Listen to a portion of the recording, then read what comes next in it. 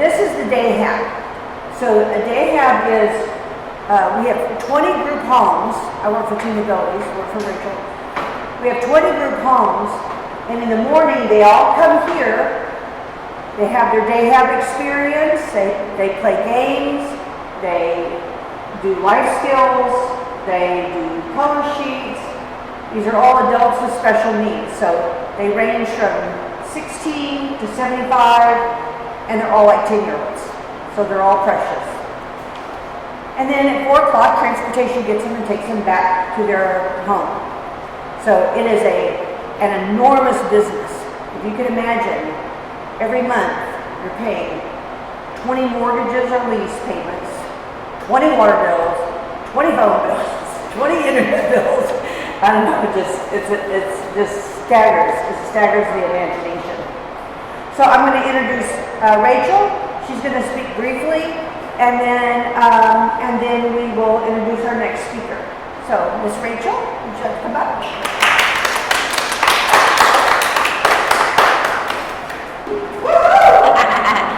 Good morning. Good morning. How are y'all? Doing great. Just in a vision, I'm speaking to millions. You are. So good morning, I'm Rachel Jelks. I am the Executive Director of T.E.A.M Abilities, founder. So welcome. My story, I started T.E.A.M Abilities in 2010. Again, after many failed businesses. I've sold everything from Mary Kay, I've done alarm sales, I've done just anything you can think of. I've tried everything. But I guess I finally found my niche when after I got my LVN license and I started working for a company that does what we do now. But I just didn't like the way that they did things. I didn't like their day program. So I ended up starting, went to work for 2 different companies. I actually got fired from the second one because they found out that I was trying to open up my own business. So they let me go. But it's a funny story because his name is Brian, and I seen him this weekend at a conference, and I've always teased him and saying, I'm like your protege, I don't think he really likes it, but I just try to give him credit because he did teach me a lot. He was, he still, he has his own business, he still has his business. But it's good to see him this weekend and this past week and just talk about things. And I told him how many group homes I had, and he was like in shock. So fast forward, I got fired from that business, from that company, and then I started working I started opening the day program, my very first day program. At the same time, I was working at the prison system as an LVN. So we had this day program going, and next thing I know, I get a phone call that they wanted us to open up somebody asked me, do I have any group homes? And I'm like, no, I don't do group homes. I just do day programs. That's what I want to do. I want to open up day programs all across Texas. So I was like, no, but I was like, you know what, light bulb, let's open one.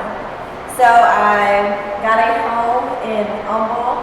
My mom moved in as the live-in and the one client. This client had just busted out every window in her home.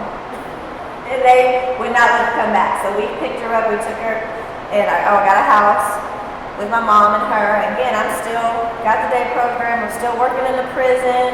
Me and my mom are sharing a car. We're gonna make this work. Making it work.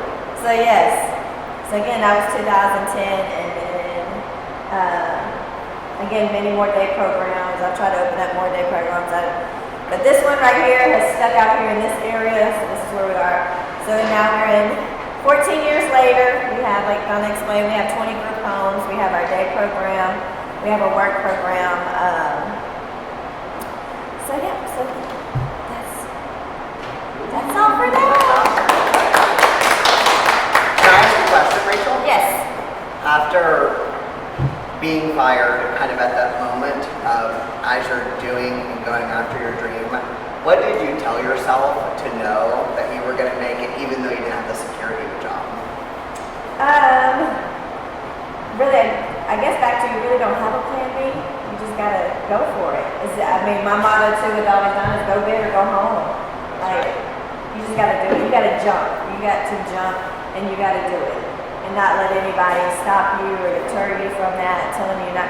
Because this person, Mr. Brian, actually told me in the conference room before they let me go that I would not be successful in day programs. That I would not make any money in day programs. But by starting my day program, that's how the group home started. So again, I started within that one client, and then so now we have over 70. That's awesome. Congratulations. Yes, Thanks for letting me ask that. And also, we're working on her book. She's got an incredible personal story, and where she was basically going to be defined as being a statistic, having her first child 2 weeks after she graduated high school, and was told she'd be nothing but a statistic. And she is, as one of the most successful entrepreneurs of community living homes for special needs adults. So.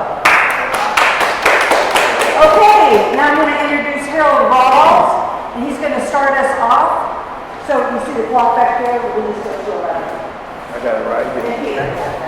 All All right, morning. Good morning. All right, so look, just a little bit about myself. My name is Harold Rawls. I'm the regional vice president in the organization. I used to be a school teacher, right? Loved everything about what I was doing. I always tell everybody I taught the hardest subject you could possibly think of in education. Anybody want to give it a shot? Math. That math, chemistry, History. what was you say? Math, I'm about to say PE. PE. I actually did teach PE. But loved everything about what I was doing, right? Was able to work with kids. I had K through 4 is who I got to teach, and I loved it. But then at the end of the day, I wanted more. You know, I have a wife and 4 kids, and you don't go into teaching for the money. You go into it because it's something you love to do, right? But I got to a point where, you know, I saw people with the nice cars, I saw people with the nice houses, and I was that curious person, like, but how do you get it, right? Because I know a lot of people out there, they may make a lot of money, but they don't have any time because they work so much. Then I know people who got a lot of time on their hand, but guess what they don't have? They ain't got no money. So the name of the game was, man, how can I create an opportunity to have both time and have both money? And then so I started the business in about 2014, 15, I started learning about the money game, right? I was about 28 years of age at that time. I started learning the game, just trying to see what I can do better with my money, right? And then I wound up going into business and getting this thing rocking and rolling. And in 2016, I just took a step of faith and I quit the school. And people are like, well, what would you have done if it wouldn't have worked? That wasn't no plan, it was gonna work. I was gonna put in the work, and now I'm at age 40, so ever since 33, I never had to worry about money again. I built a huge successful organization. We're in like 7 different states now. Life is great, right? And what I've done was just really learn the money game. I learned how it worked. I learned how to make 10,000 turn to 100,000. I learned how to make 100,000 turn to $1 million. And once I grasped it, it was like game over. It's not hard being rich is just $1 million. That ain't a lot of money. Wealth is at least $5 million. And I learned it wasn't hard to get it. I just never had nobody to sit down and teach me how to get it. And so once I got the rules, I started doing it. Of course, I done helped a lot of people build a lot of wealth up to this day. And so now what I do, I teach people the rules of money. I teach people how money works. Most people I know can go out there and make good money, but most people don't know what to do with the money, which we're going to talk about. It's not what you earn, it's what you keep, right? I had clients telling me who make $750,000, $800,000 a year, and when I look at that portfolio, let me help you out, they didn't even have a portfolio. They just make a lot of money. I'm like, well, how much you got saved? They only have 100 grand saved. So I learned, okay, just because people make money don't mean they understand money. And now I got a lot of professional athletes here in Houston that I deal with. And I look at some of these guys like, what did you do? You can pay $40 million and you got $1 million saved. And so we're going to go through the simple concept. So everybody have a book, right? Yes. Outside of my Bible, I tell everybody this is my next favorite book because it literally could teach somebody how to go from not knowing much to being able to start building up wealth for themselves. So I'm going to run through this and I'm going to take you through some pages, okay? So we're going to start up all page numbers located on the bottom. So if you look on page number 3, Okay, so let's kick off right there. Page number 3. You gotta ask yourself this, okay? How can I save for the future when I have so much debt? How much money is enough money to retire? What if I started late? If I die prematurely, what becomes of my family? Can I truly become financially secure? And those are a lot of questions people just have in general, okay? And the answer to all of these is, you do have the power to become financially independent. You just got to follow the rules. See, I believe this. People don't plan to fail. They just fail to plan. You just got to put a plan in place. See, you probably plan if anybody got kids or if you don't. You probably plan a vacation or a birthday party. And they probably turned out pretty good, right or wrong. And you put some thought into it. But the problem is you never sat down and put thought into your finances. You never sat there and said, you know what, for the next 5 hours, I'm about to sit here and get my finances right. No, you ain't got time for that. Well, that's why everything looks the way it do, because you're just like the blind leading the blind, just trying to figure it out. And what happens is you wind up like a lot of people.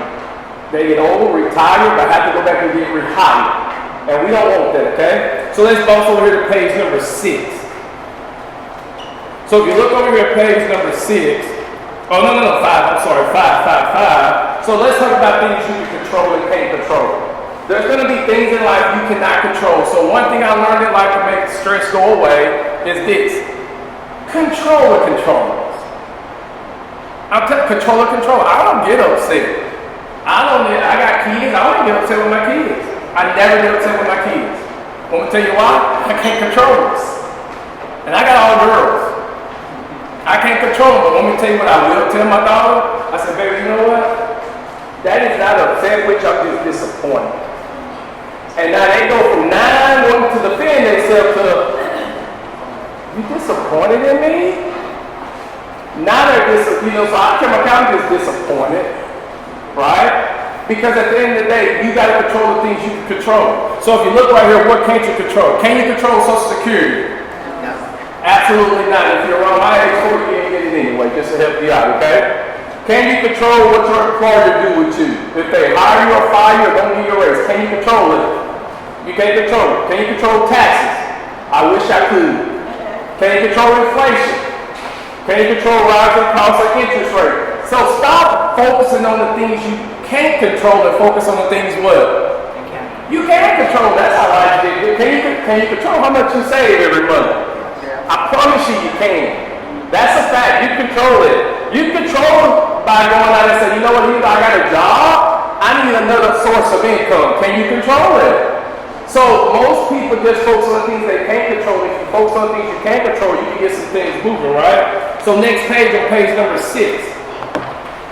So if you look on page number 6, it talks about just adjusting your lifestyle. So we all heard we got wants and we have needs, right? You have wants and needs. Remember, needs is something you have to have. A need is something you have to have. You have to have food in order to survive. Okay, so we gotta do some things regardless if you want to or not. A need is a need. But most of us focus on the things we what? We want. And we'll sometimes go do something we want to do versus something we what? Yeah, we have to do what we need to do. So you got to understand what's the difference between both of those, okay? So if we go over here to page number 9. You get over here to page number 9. If it's not what you earn, it's what you keep. It's what I started with. So I believe you need 3 fundamental accounts. I'm talking for somebody who's basic and getting some things going. I will tell you need 3 fundamental accounts in your life. What's the first account? Bottom left. You need an emergency account. Want me to tell you why? Life don't happen to everybody here. I promise you I don't always bet on none of y'all. But life don't happen to you. You're going to go through something where you need more money today than you needed the past 3-6 months ago. It's called emergency. One of y'all gonna have a flat tire today. Okay, I didn't do it, now I'm messing with you. But life happens to people. So you gotta get an emergency fund. The next account is your short-term account. See, the goal is to build a 6 months of income in your short-term and 3 months minimum in your emergency fund. Now, why do you want it? You want that in case you have an unforeseen event. Anybody remember COVID? Wasn't that unforeseen? And a lot of people lost jobs, would y'all agree? Over 90 million people filed for unemployment because they needed something called what? They needed money. Imagine if you had 3, 6, 9 months of income on the side. Would you be panicking when COVID hit? No, none of my clients called me panicking. Now, I had a lot of them call me apologize. Because, every time you get somebody a plane you're taking money from, they fuss about it. But at that point, they come and say, you know what? I've been against you these whole 3 years, but I've still been doing it. But I want to thank you for putting me in this position because my job laid me out, but I'm not stressed about it. I got 8 months of income saved. But of course, every little setting, you say make some other dollars. And the last account is your government account. Guys, this is an account you're going to need if you want to retire. Remember this, too many people retire just to go back and get rehired. So if you don't want to be that individual, you got to put a plan in place because everybody, one day, want to step away and enjoy life. Would y'all agree? Look, I would rather go to work because I want to go to work than go to work because I have to go to work. Those are two different things, okay? So let's skip over here to page number 12. So if you look at page number 12, you know anybody in debt besides the person in your seat? Not messing, right? So look, let's talk about debt. Y'all know what debt stands for. D-E-B-T, don't ever buy things. It don't stand for that, but it do go with it, right? You don't buy no stuff, you won't be in debt. So this is just an easy debt stacking program I do for individuals to show them how to get a plan to get out of debt. Some people are like, I'm so much drowning in debt, I don't think it's possible. Let me help you out. It is possible to become debt free. Again, you just don't have a plan in place. You're just winging it. And you're paying the minimum payment on everything you have, and that's why you're going to be in debt forever. So if you real quick just look at this individual had spending $27.20 a month on all their debt. Most people, if you take the retail card of $220, if they pay that card off, what do most people do with that extra $220? More debt. Yeah, you're going to go blow and find something about it. I'll tell you how I know, because I was that guy. I never forget I paid a TV off. I said, man, we freed up $119, but if I go buy this over here, I still got an extra $19. See, that was me. So I got out there just to go do what? Get more debt. So instead of blowing that money, just roll it on the next debt. You still gonna pay $27.20, but you got more money going towards the next debt, right? And if you keep running that same play, you're gonna spend the same money, but you're gonna wind up getting out of debt faster.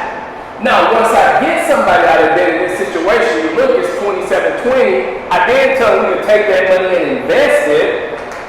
And if you invest that money over time, they just avoided $130,000 in taxes alone. But most importantly, man, we're having right at $1.1 million spending how much extra money though? Zero. Guys, you can get out of debt and build up some wealth if you just follow a plan and get out of debt. So now let's go over here to page 17.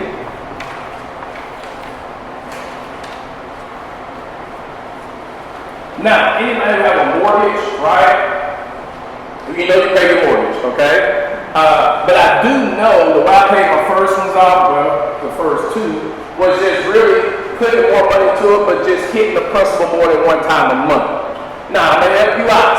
Some of these companies, you can send them the check on the 5th, send them the check on the 15th, they'll hold those checks, and then bam, I'll apply at one time. So you do have to put the little note on there and say apply the principal, but if you pay your mortgage bi-weekly, you would definitely pay your mortgage out faster because everybody knows, even though we got 12 months in a year, if you pay it bi-weekly, every 2 weeks, you wind up hitting the principal 24 times. So for those who get paid hourly, you know there's 2 months where you get what? More than one check. Somebody's like, hold up, I get more than one check. Now you get more than one check, right? You get paid hourly. So if you pay your mortgage bi-weekly, you can pay your house off faster. People say, well, what's the benefit of that? You know how much wealth you, first off, if you didn't have to pay nobody anything, everybody would be in a better position, which y'all agree. Imagine not having to pay no mortgage, no car note, no anything. You're actually living pretty good and you ain't got anything to pay. So the key is get yourself out of debt. Even if it's a mortgage, you can get out of debt faster on a mortgage by doing a bi-weekly payment. But again, when you do it, you just gotta make sure you communicate with whoever holds your mortgage, because they can't hold those checks and just make one payment every month when you do want to make 2 payments a month, okay? So now go to number 19, page 19. So look, if you don't learn anything from me today, just learn this one rule that can change your life. So if you don't learn nothing from it today, just learn the rule of 72. See, the thing about this rule is, I tell everybody, most people got it against them. Because you're paying for something that has an interest rate, okay? And so they're making a lot of money off you. You gotta learn how to reverse the roles so you can start making the money. So let's talk about it. It's a simple concept. Wherever your money's sitting at today has an interest rate. If you got in just your old regular savings account, they might be giving you 0.5% on your money. That's if I'm being generous, okay? Now, if you got a little money, you got a higher yield, you could be getting 3 or 4%. But for the most part, 3 or 4%, you're not gonna keep up with inflation. You gotta beat inflation. So if you had your 3%, take the number, divide it 72, 3 divided by 72. If you look at this example, you drop 10 grand in that account, 48 years later, that's $40,000. Put that money at 6%. That money now doubles every 12 years. 10 grand in that account goes to 160,000. But take a look at 12%. Now everybody asks, what do you get 12% for? Oh, you get 12%, now ain't really much. Well, hold on. It's way better than what you can get in the bank. But 12%, now we can perform way better than 12%. My fund, I got myself in there 82% last year, right, in the managed account fund. My highest retail fund did 18.9%. So if you put your money at 12%, that money doubles every 6 years. That same 10 grand turned to $2.5 million. Is that a huge deal? Absolutely, but see what happened is you're giving your money to the bank and they're giving you a low rate of return. They taking your money, investing it out to the global economy, making millions of dollars off whose money? Yeah, your money, and giving you the small piece left behind. Is that fair? See, everybody say no and shake their head, but let me ask you a question. Who made you put your money in the bank? See, we just do what we see everybody else do, which is about 90% of the people. If you want to put yourself over there with the 10%ers, you need to say, no, I'm going to go put my money at a higher rate of return. Now I'm going to draw the interest bill up, and who benefit from that? You do. I had somebody say, yeah, man, I got $150,000 in the bank. I said, well, bless your heart. That's the worst statement you could tell somebody. 100 grand in the bank, do you know how much money they making off you? And you ain't making any. If you saw my bank account, y'all would probably start donating money to me. I don't live in a bank account. I don't make money on a bank account. I'm gonna keep enough and to pay whatever expenses I have, and the rest of that stuff is out there working. Because let me help you out. Money don't talk back. Money don't get tired. Money don't sleep. Money can outwork everybody in here. You just gotta get it on the other side of working for you, okay? So get your money out at a higher rate of return so you can make more money on it. So go to page 22. Page 22. So the importance of the rate of return. Just remember, it's just another critical step of building your financial freedom. If you don't understand the rate of return of what you have, you'll never know what you're going to get down the road. Even if you got a 401k at your job, you need to go figure out what is the rate of return I'm getting in my 401k. I am not against the 401k at all, because I usually, with a lot of people, I just say if they're going to match, Chris, if they're going to match 5%, don't put no more than 5% in there, unless you got a tax problem. Now, if you need to write some stuff off and that's your way of writing off to keep your taxes down, you should keep doing more, because that's going to help you on the back end. But if you're in that situation, only put 5% in there, because the only thing you're doing is creating another way of paying more taxes. Don't pay the government more than you have to pay them. I ain't never made nobody say, oh, I'm just so excited to pay more in taxes. No, that ain't how life works, right? So now we're going to go to page 25. Now, page 25, they talk about the importance of life insurance, right? I tell everybody, we all got a day we're born. Everybody knows that day we're born, but you don't know your expiration date, okay? And that's just the way it is. Nobody knows it. So I always say, look, everybody in here drive a car? Or y'all came on a horse and buggy? Okay, everybody drove a car, right? So I would assume you're following along, you got car insurance. Right or wrong? Now, can you guarantee me you're going to have a wreck anytime soon? You can't guarantee. Some of y'all in here like, man, I ain't never had a wreck, and I've been paying for 20 years. Right? Then ask yourself this. If you got a house, I'm pretty sure you probably pay some home insurance on it. Oh, the rate's crazy right now, but I'm pretty sure you pay it. So then, I ask everybody, you got a life, do you insure? How much is your life worth? You don't even got a number on it. But a lot of people walk around with no life insurance. Now, don't get me wrong. I'm a believer you need it to a certain extent, which I'm going to show you in a second. But I think at the end of the day, everybody needs it. That's why we see a lot of these GoFundMe accounts. Anybody saw one of those? Or they send you this link to buy a plate. I'm like, y'all can at least pile of food up if I'm going to give you $100. That's just me, though. That's just me. But people will go out and sell plates, right or wrong, or do some type of collection to help bury a loved. Guys, that's not how life's supposed to be. So the key is to making sure you come back that with life insurance. So if you go over here to page 26, this is something I wholeheartedly believe. This is life right here. So if you look at the theory of decreasing responsibility, right? In your younger days, you may have some kids, you may have some debt, you may have a mortgage. So your loss of income will be devastated if something happened to you. Why? Because there's somebody who's dependent on you to make sure they live. Are y'all following me? So in your younger days, you may have responsibilities.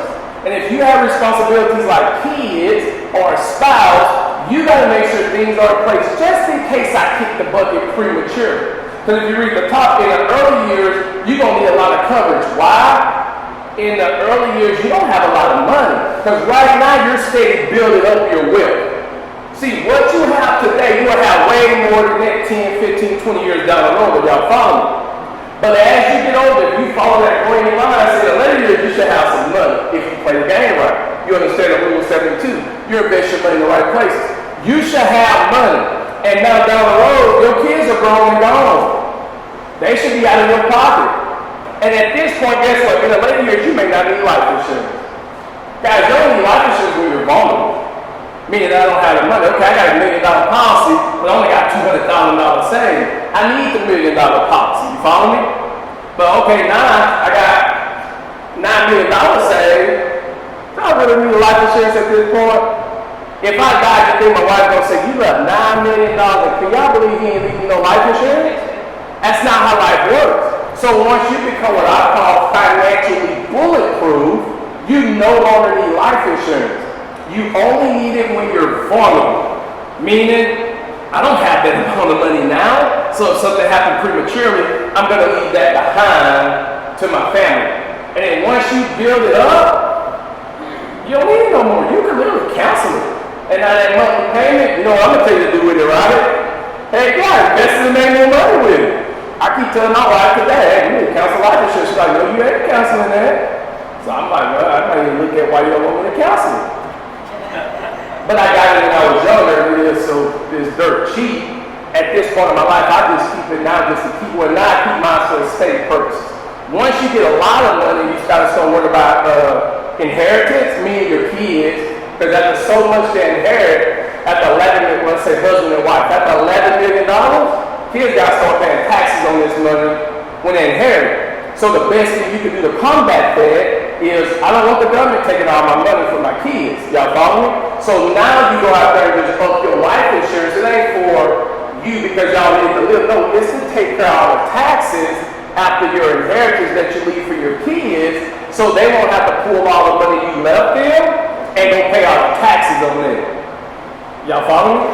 So right now it's 5.5 million. Yeah, 5.5 million is 11 million for a married couple. You single is just 5.5. So if you give your kids 8 million, they're going to have to deal with what's coming with that other 2.5 million. But life insurance, when you get to that point, I will tell you to get it just to take care of taxes. Because remember, life insurance is the easiest money you can buy. Life insurance is the easiest money you can buy. I got families right now that are clients today. Their families became wealthy, at least $5 million because of 2 generations of just life insurance. That's it. So real quick, what happened was their great had $500,000, their great had $2 million, and then their parents had $5 million, and then the $5 million got dispersed to them, and now each kid got $10 million. And then when they pass away, the $10 million gonna go to their kids, which then they'll get $15 million. So they've really just been living off life insurance through generations. Guys, it's the easiest money to buy. I did it with my parents. Once they got taught me that years ago, I was like, hey, Mama, you need $1 million, Dad need $1 million. Well, what we need that for? So when you pass away, that's going to start this whole generational thing. And my mom said, as long as you pay for it. And I did. God forbid, she had passed away. I paid that thing for 4 years. I was on my way to pick up for lunch. I'm on my way literally to pick up for lunch. I go down there every week. And I go to pick up, somebody called me, my brother called me, my phone fell on the dash by the gas, so I couldn't get the phone. And I said, it's just my brother, I'll call him later. And he called me like 12 times, like, what is it? So I pulled over the freeway. I said, hey bro, my phone fell, what's up? He said, man, mama just passed. I'm like, but I'm an hour away, we got a lunch date. He's like, I'm just telling you bro, she just passed. I said, no, you don't understand, I'm an hour away. We're supposed to go lunch from 12 to 1. So it can happen just like that, right? But then she passed away. Of course, we took everything, and then I took that money I got from. I didn't need it, but I took it, right? And now that money right now is like 2.1 million. I haven't touched it because I've just been growing. Now that's just something that's gonna go towards my kids because I don't need it. So that's something that's going towards them. And then of course I got the one I got. So by the time I pass away, we got 4 kids. They should all get at least 5 million apiece. Guys, that's how the words say build an inheritance for our kids, generational wealth, and that's all I want to do at a young age, right? So now look at this. Let's jump over here to page 28. So look, when you look at page 28, buy term and invest in gift. It's got the 2 types of life insurance out there, and a lot of y'all heard it because I grew up with it. My parents told me go get your whole life policy. Get your whole life policy. You can build up cash value. If you ever need some of that money, you can go, what's the key word? You can go do what? Borrow. You go borrow the money. I'm like, ooh, that sounds good. Right? But let me help anybody out. What do borrow mean to you? You got to pay it back. Let me ask you this. Can you borrow your own cell phone? No, it's yours. So I tell people, why would you take your hard-earned money and give it to a company every month, 3 to 4 years later, they say, you want to borrow some money? And you say, absolutely. Now you got to pay it back at 6 to 8%. And then if you pass away, they're going to go over here to your death benefit, take back what you owe, keep all the money, and give your family the rest of the money left in the death benefit. How does that even sound? Guys, this is what most people do because they've never been educated.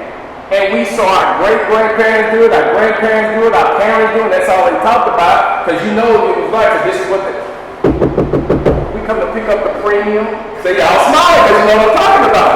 And the person comes out and you'll know to pick up the premium, which y'all will disagree.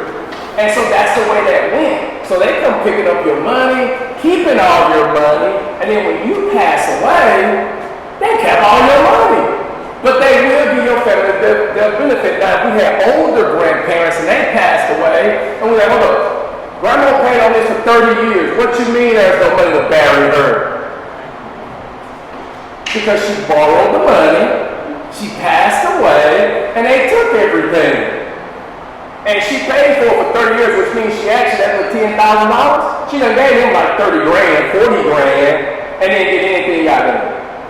Guys, that's the way it works. So you got to understand. See what the educated or wealthy do, we just buy term and invest the difference. We're going to get as much coverage as we can for a small amount. So instead of paying $200 for $100,000, man, what we're going to do is probably move up to $500,000 for $100. And then we'll take the rest of that money, that $100, invest it, so now we got money down the road.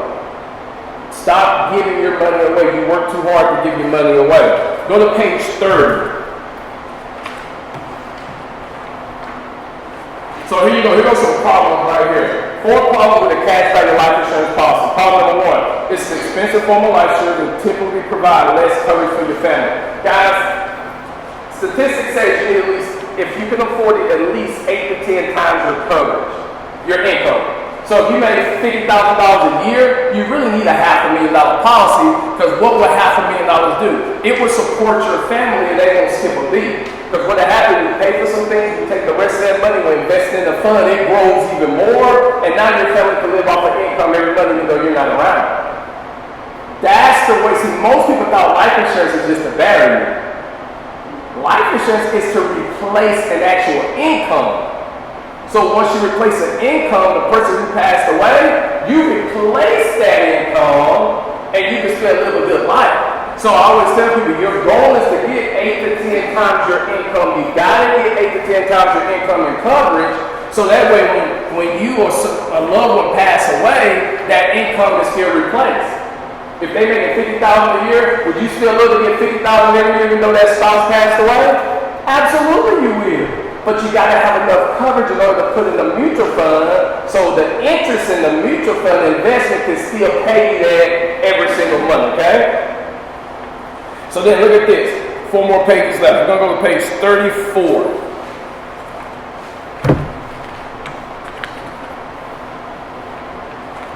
So if you look at page 34, what IRA do you prefer? Guys, you gotta understand the difference between IRAs and what's out there. So the first thing we're gonna talk about is a traditional IRA. So what's the benefit of a traditional IRA?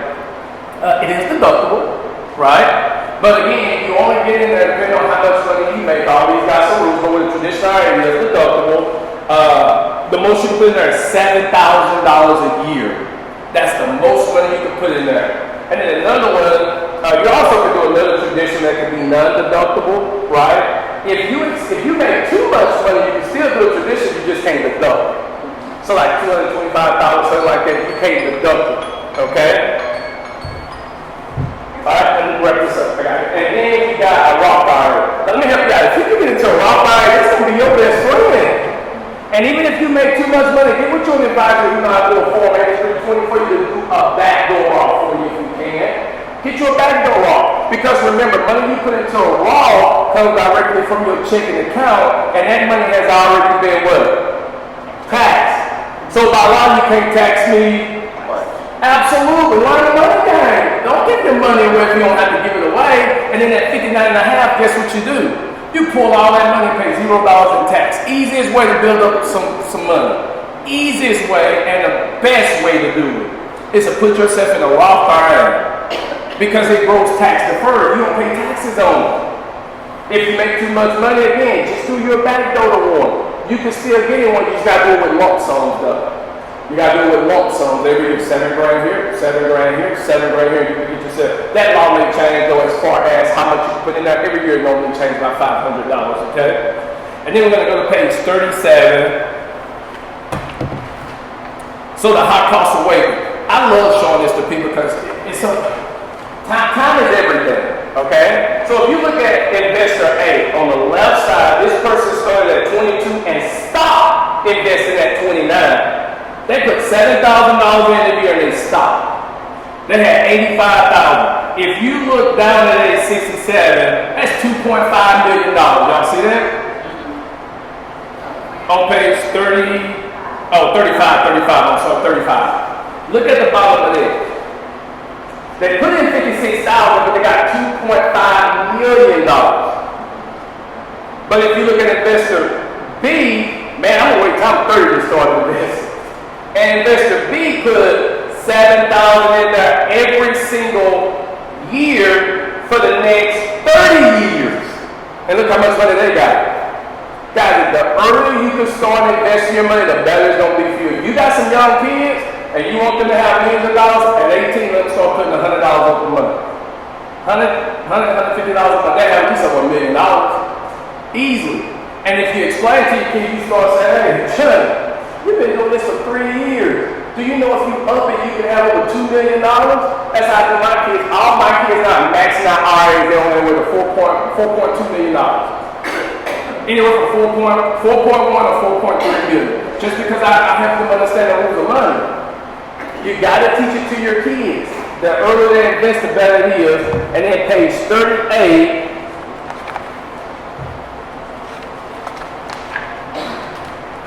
Is the broken three-legged stool.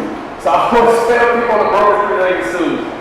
You can't have a stool with just 2 legs on it. For some odd reason that don't work. I tried it, it breaks, okay? You need 3 stools. So if you look at it, when you get ready to retire,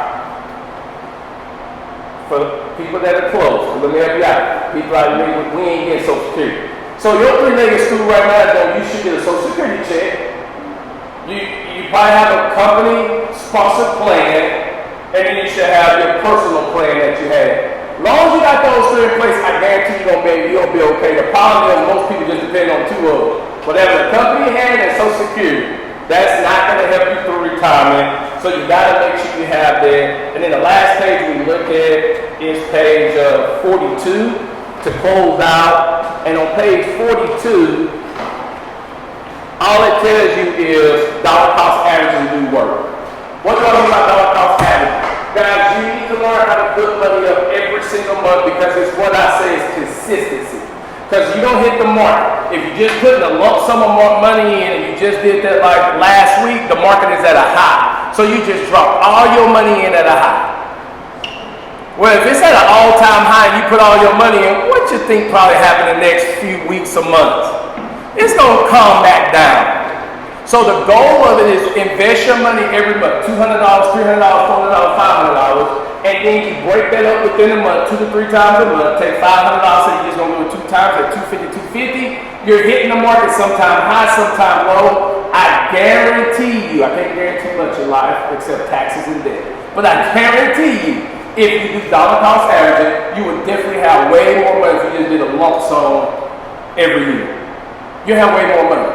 So understand dollar cost averaging, become consistent investing your money, and you'll put yourself in a better position. So look, that's what I got for you. Not tell anybody. You can go through this book and read through this book. There's a lot of valuable information with it that comes with it. I did attach my business card on top of it, so if you need a contact, you do have it. But then I also put a piece of paper in there for you also. So if you know some areas that you want to maybe learn more about, or you want to become better at it, what you could do sometime today before we leave, just fill that paper out. And then when we're done, you can come hand me that paper. And all I think it does is just kind of, your name, your number, and just kind of what interests you. What are you interested in to get to where you want to be? And I always tell people, one plan do not fit all. Everybody's different and everybody's on a different track. So if it's something that you want to learn more about and you want to put yourself on track to become financially free, fill this paper out, give it back to me. Folks always ask me, well, how much are you going to charge me to sit down with you? I'm going to charge you one of the most important things you have, okay, that you can never get back. Guys, it's not money. We can all get money back. You can't get time back. So what I charge you to sit down is just some of your time. And if you give me your time, I give you my time and my expertise to educate you more on putting a plan in place for you, to putting you and your family on track to become financially free. So with that being said, hey, appreciate the opportunity of speaking to each and every one of you, and I appreciate it. And guys, just know it's never too late to get started. Like, Harry, you don't understand, I'm 56, and get started. So thank y'all, and looking forward to hearing from our rest of our speakers. Thank you. So, for those of you who feel like you just drank from a fire hose, you did. We had lots of information, but when we have lunch, we're going to do a panel discussion. So you're going to be able to ask them some questions.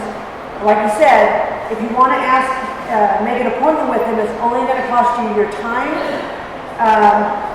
But also talking about, just building your wealth. They have like a money market or a mutual fund calculator online. You can just type that in, Google that, and it'll actually come up with a calculator where if I put $250 in today and $100 a month, what will I have in 10 years? And it'll pop out that number. And that gives you a tangible goal. It's like, wow, I can see I'm going to make $50,000 if I just do this for the next 10 years.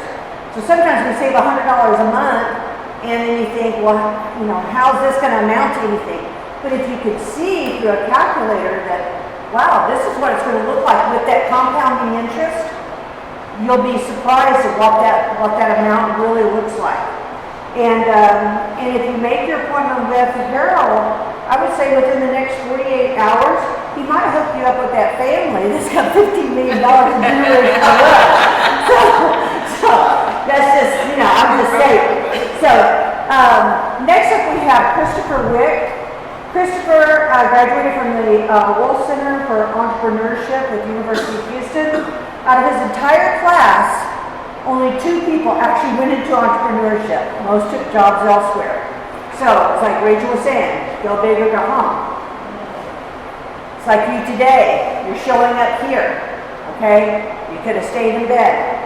So he took the leap. He started a social media management company. He subsequently sold that company. Today he specializes in mergers and acquisitions. He's a real estate investor. He has a endowment foundation with the University of Houston where he pays for scholarships. So he is creating impact. And I would say that that is his number one goal in his financial acquisition, his wealth management, is to create impact with others to the world. And so I introduce you to Christopher Rick. Yes. Y'all mind standing up for me for just a moment. And just stand, only to make it weird. But y'all just got introduced to me, and I'd like to get introduced to you. Would y'all mind, y'all just go around the room real quick, just tell me your first name and what you do, and if you're a business owner or if you're an employee, that'll help me tailor my talk so that y'all get the most value. Would that be valuable if y'all got the best time out of us? Okay, great. Can we start with you, my friend? Carla Johnson, Nice to meet you. employed in the United States Postal Service. Okay, well, thank you for your service. Carla. Lana Dowden, mortgage loan officer. Right. My name is Ray Thompson, retired from UT Southwestern Medical Center, New Orleans. Awesome, there you go.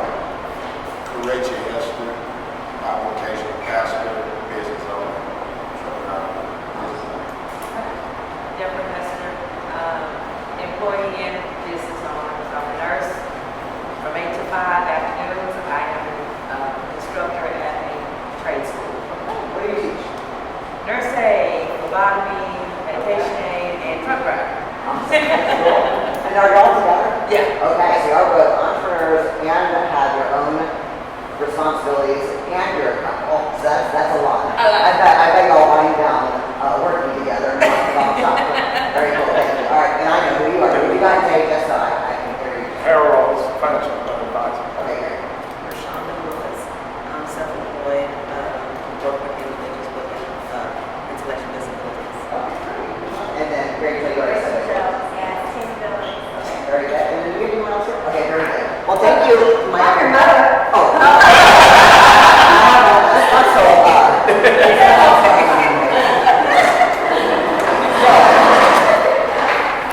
I have really enjoyed listening to Rachel and Harold. And y'all probably saw me taking a lot of notes. I believe the best teachers are the best students. And I love Rachel's story about, she's literally building her success, and on their way out, they say, no more job. And how powerful that is. And I feel like you're doing something right when you start doing what you really want to do, and then something happens, like losing your job. And then adding insult to injury, but you're never going to make it. And now here, we're literally in the building where she's made it.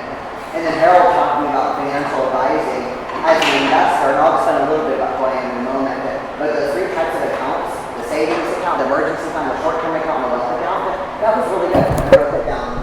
And lastly, I want to say thanks to Donna, in addition to being the organizer for this event and the director of everything for T.E.A.M, she's also my mom, and I'm so grateful. And today I'm going to talk about some amazing things that my clients have done, and she's actually done a lot of those things. So thank you for having me here, and I'm so grateful to be sharing time with y'all. Earlier I had y'all stand up and introduce yourselves. Who here wants freedom in their life? Freedom of any time, money, relationship, emotional freedom. Great. Should be everyone. Yep. My name is Christopher, and I'm an investor and a business mentor. And what that means is I have a portfolio of companies, but the majority of my time is not spent running those companies. The majority of my time is spent mentoring others to have what I have. So today what I'd like to do with y'all is I'm going to teach y'all something. And this is really exciting. This is actually the very first time I've taught this live. I typically only teach online. So today I'm going to teach you the 7 steps to freedom, and it's called the Freedom Formula. So I'm going to take lots of notes, and we're gonna have an acronym to go through, but every single letter is going to have an action item for you today. So in today's talk, I'm going to go through the 7 steps of the Freedom Formula, and whether you're an employee or retired or a business owner or a little bit of both, the Freedom Formula applies to you. I developed this by helping over 1,000 companies personally in the last decade. And I'm not saying that to impress you. I'm not saying that like it was 1,000 people who bought my book or went to my seminar. It's 1,000 businesses one-on-one. What that gave me, and what it's going to give you, is patterns. I've noticed patterns of what makes someone successful and patterns of what makes someone unsuccessful. And I've had it in my own life and also in the lives of my clients. In addition to y'all learning the 7 steps to the freedom formula, I also want to inspire y'all to take action. And Harold, as he was finishing his segment, he couldn't have set me better up for success. And he says, I won't charge you anything for that first meeting. I'm going to charge you the most important thing, which is time. One of the things that I have learned the really hard way is that making more money or having more time freedom or having more emotional freedom didn't come from doing more. When I was 25 years old and I graduated business school, I thought, well, the harder I work, the more I will earn. Who believes you? The harder you work, the more you'll finally earn. That's what we was told. Yes, that's what we were told, and I love that. So Harold and I are going to be BFFs because that's what the machine wants to tell you. Yep. The machine wants to tell you work more, hustle more, because what does the machine get? They get your tax dollars, they get your devotion, etc.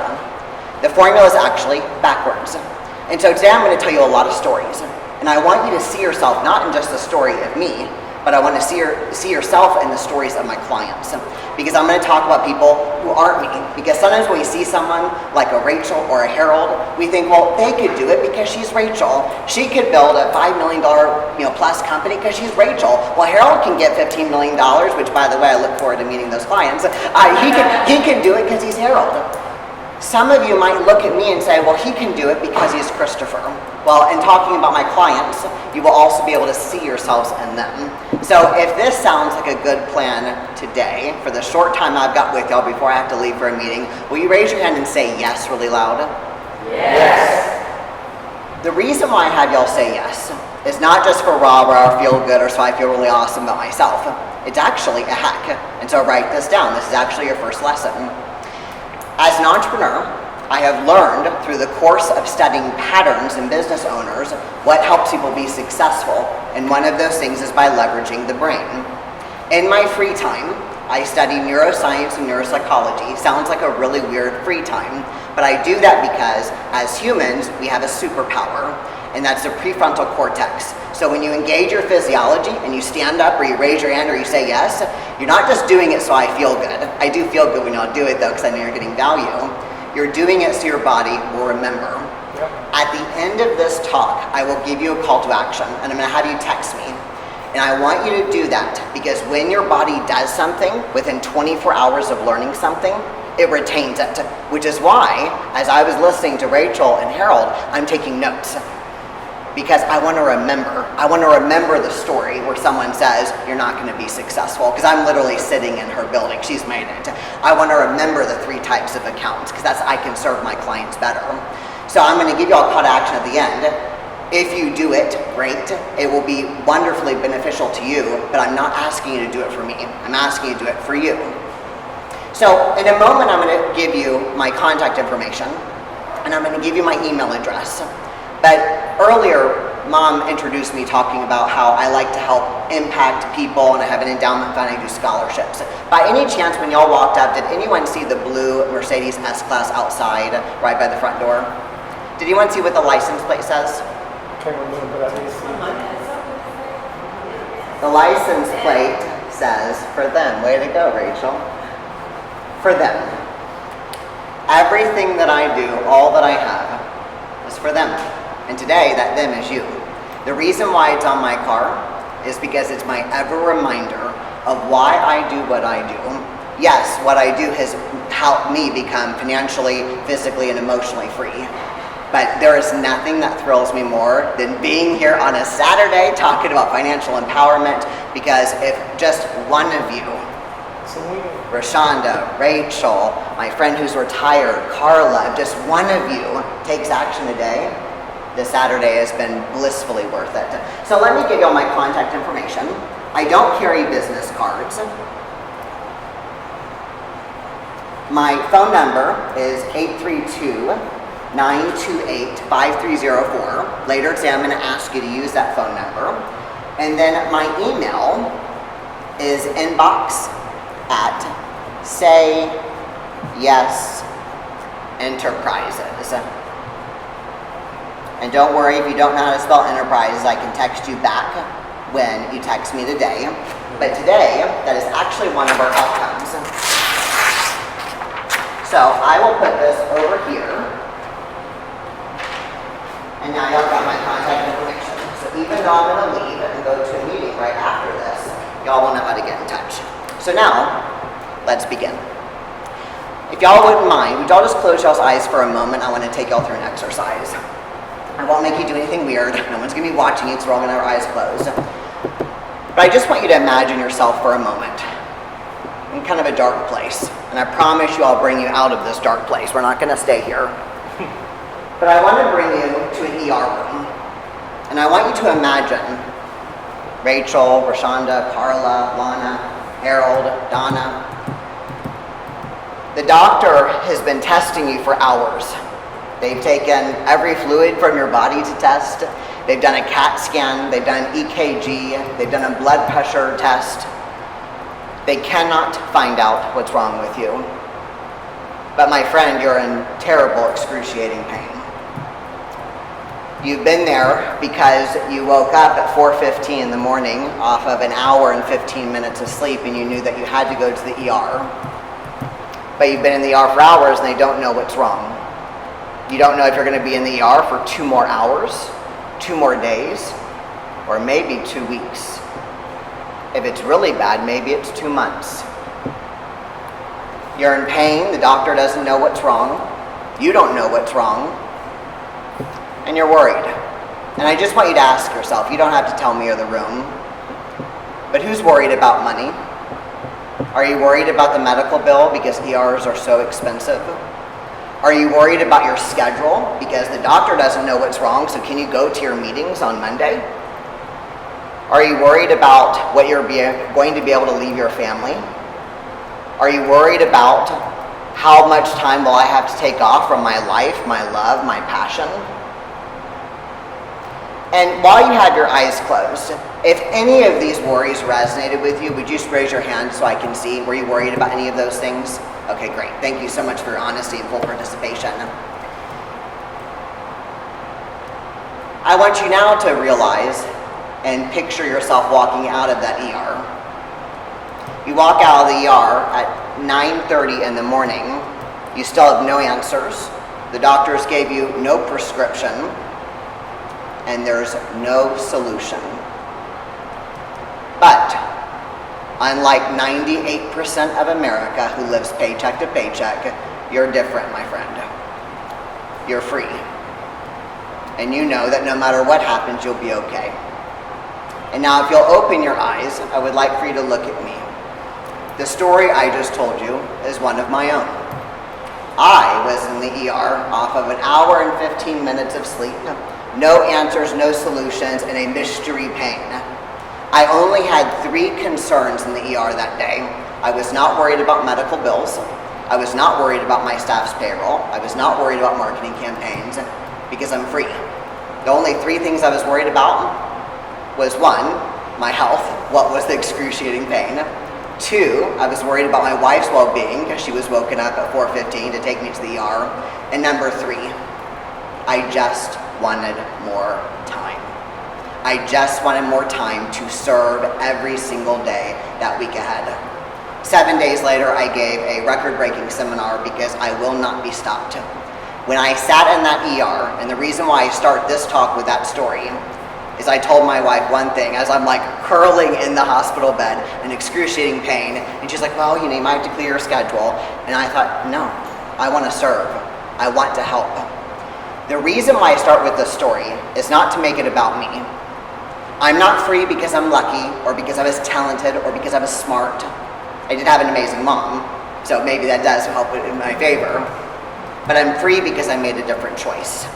And I'm going to share with you that formula. So if you're ready to begin the freedom formula, raise your hand and say yes. Yes. Very good. So the freedom formula is an acronym that I developed after working with entrepreneurs for over a decade. Now, y'all remember me saying that when I was in the ER, there was only one thing I wanted more of at the end, and that was time. Who here feels like their relationship with time could be improved? Raise your hand and say yes. Who feels overwhelmed with life, whether it's a business or whether it's kids or whether it's your family? Time is so overwhelming for many of us. But my friends, time is actually the great equalizer. I have the same amount of hours as the president does. I have the same amount of hours as the director of team abilities has. I have the same amount of hours as a postal worker. Time is actually the only thing that makes us equal. So I became obsessed with figuring out how to use time and to really build a new habit and build a new muscle to leverage that. So F in the freedom formula, whether you want to be financially free, emotionally free, business free, etc., is F, which is find your focus. So in this example, I'm going to talk about two of my clients, Nate and Stacy. And Nate and Stacy, I'm going to draw a little picture of them because I like to be fun like that. Nate has a big beard. Stacy has this pretty blonde hair. She's super sweet, and she's got a heart of gold. That's Nate and Stacy. Y'all like my artwork? Yeah. Okay. Nate and Stacy, I met them about 6 years ago, and they were people with a dream. They started their very first business in their living room, and they sold beard oil. They sold beard oil and beard balm. Stacy would make it in the kitchen on a hot plate from Walmart, and then Nate would go online and sell it. When they met me, they wanted me to buy their company because that's what I do. I buy and sell businesses. And I told them, my friends, we can't buy the company because Stacy's making a hot plate in the living room. We got to find your focus. We got to get you focused, and we got to get you free. What we did is we helped them focus on the best activities to help them take their business to the next level. And what we did is we took them to professional manufacturing, so Stacy didn't have to make it a hot plate from Walmart anymore, and we helped Nate leverage his time so he wasn't taking care of all the online orders. Within 8 months, I was able to help them sell their business, and they moved cross-country, and they took their first vacation in 6 years as a family. They took their little girl to Disneyland, and that was because they found their focus. This understanding of time is so important. A lot of people want to be rich financially, but one of the first things I teach my clients, and one of the first things I'll teach y'all today, is how to be time rich. Time is not something that you manage. Time is something that you master. Write that down, time mastery. Not time management, time mastery. So as we go back to our acronym here on finding your focus, the equation is time. I've got the same amount of time as Carla has. Carla's got the same amount of time as Donna. Donna's got the same amount of time as Rachel, but we're all making different choices. And just like some people save money and they want to prepare for their future, or they want to continue to spend once they're out of debt, that's just a different choice. Choices are not good and bad. There's no judgment call. It's just something that's different. The second story I want to share with Finding Your Focus is actually a story about me. When I was 29 years old, 28 years old, I competed in amateur bodybuilding. Now, I'm not quite as in that physique I was back then, because we all go through seasons in life. Yep. And when I started training, my trainer said, we're gonna need to train 8.5 hours a week. And I said, how do you expect that to happen? I was at the height of my career as a social media manager. I was working crazy amount of hours. I said, where am I gonna find 8.5 hours to train with you? And with his big old biceps, he crossed his arms and he said, I thought you were an entrepreneur. I said, well, I am. He says, well, then figure it out. I won't ever forget that, because whether you're an entrepreneur, a mom, a grandma, an employee, I thought you were fill in the blank, figure it out. I thought you were an entrepreneur. I thought you said you were a mom. I thought you said you were a worker, figure it out. I did a study on my time, and something I teach my clients is how to audit your time. At the age of 28 years old, I was spending 17 hours a week answering emails for my clients. 17 hours a week in emails. Raise your hand and say yes if you do not want that. Say yes. Yes. 17 hours a week in email, that doesn't help me make money and serve people. So I knew something had to change, and that's when I realized time was a part of the equation. Now, let's talk about R. What's R in the freedom formula? And this is restructure for scalability. And I'm going to send y'all the slides of this talk, so even if my doctor handwriting is crazy, I got you. But restructure for scalability. I tell a lot of stories of my clients, but this one I'm also going to tell a story of my own business. My first really successful business was a marketing agency when I was 25 years old. By the age of 29, I'd helped over 500 companies. However, there was a problem. And if you relate to this, I want you to take lots of notes. I was making great income. I was traveling the world, writing books, giving seminars. But if I was gone too long from my business, something would snap me back. If I was gone too long from my client calls, something would snap me back. So I had everything on paper. I had rental properties I was buying. I had a thriving business, but I was a business operator, not a business owner. Write down your notes, operator versus owner. Operators, you have to be there. You have to show up. If you don't show up, you don't get paid. An owner is someone who doesn't have to show up in their business and they get paid. The equation to this is time. If you work less than 10 to 15 hours in your business, I would say you're almost an owner. Almost. Once you're less than 10, you're considered an absentee owner. This is what I call successful but stressed. So write that down in your notes. Successful but stressed. If you are an operator and you're in your business and you have to show up, you have to take the client calls, you are the rainmaker, you're the client keeper, you're the team manager, you're an operator. That's not a bad thing. That's just where you are. Make peace with where you are so we can change it. R is restructuring for scalability. How can we remove you as the rainmaker? How can I remove you as the client keeper? How can I remove you as the team manager? Once you know how to do that, then you can become an owner. Once you do this, and this also, I'm using a lot of business examples because that's where I play the most, but let's also talk from a household perspective. If you're the only one responsible for chores for the children or their grandchildren, you've got to restructure that for scalability. When you do that, you're able to go on to EE, which leads you to become free. So the first thing is one, we have to find our focus and we have to master our time. And that's going to be the biggest message of today, and that will also be my invitation to you, is to become a time master with me. Number two is restructuring. Restructuring your business so you're not the rainmaker or the client keeper. Restructuring your household so it's not all up to you. For example, in my household with my wife, we don't do the yard. And we don't do the yard because we've created enough financial well-being to where you can pay someone $35 every 2 weeks. The reason why I say that is you don't have to be super rich to have your lawn done for you. Why do I outsource my lawn? Because I would rather spend an hour with my wife versus an hour doing weeds. That's going to get me way more ROI. So even if you're like, I'm not an entrepreneur, or I'm not as successful as Rachel or Harold or Christopher, I believe you can find $35 so you can have an hour with your spouse. So now let's go to E. That's a terrible looking E. That looks like a little squiggly line. And I'm going to talk about Esther. Esther is one of my clients. And Esther is an amazing entrepreneur. However, she had some disadvantages, or she had the odds stacked against her. Raise your hand if you've ever had a disadvantage or an odd stacked against you. Yeah, almost everyone in this room. Absolutely. So Esther was the breadwinner for her family. Esther is only a few years older than me. So I think she's 3 years older than me. So she's the breadwinner for her family. She's also the caretaker for her parents. She is a minority-owned business because she's a woman of color. And she has chronic pain. Breadwinner, caretaker, a minority-owned business because she's a woman of color, and she has chronic pain. So when she first started coaching with me, she says, Coach, I don't know that I can go work less than 20 hours a week like you do. I don't know that I can be free. And I said, Esther, if you would let me use you as a walking case study of what's possible, not only will I help you do it, but we will use you as a living testimonial. In the first 30 days of Esther working with me, she became free by following F, find your focus, R, restructure for scalability, but the third thing, which is E, empower your team.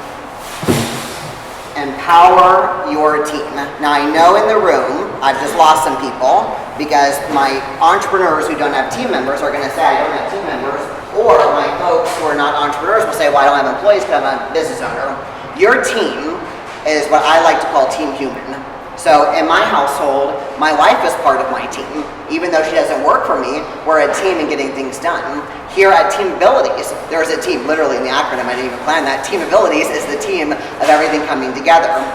The people here in this room, the speakers here today, we're a team. Your team is all around you, but who here feels like they don't want to ask anyone for support because they want to do it themselves. That's something we have to change. And who here also is willing to do more for others than they are themselves? Probably everyone in this room, especially the women in this room, way more likely to do things for others than they are themselves.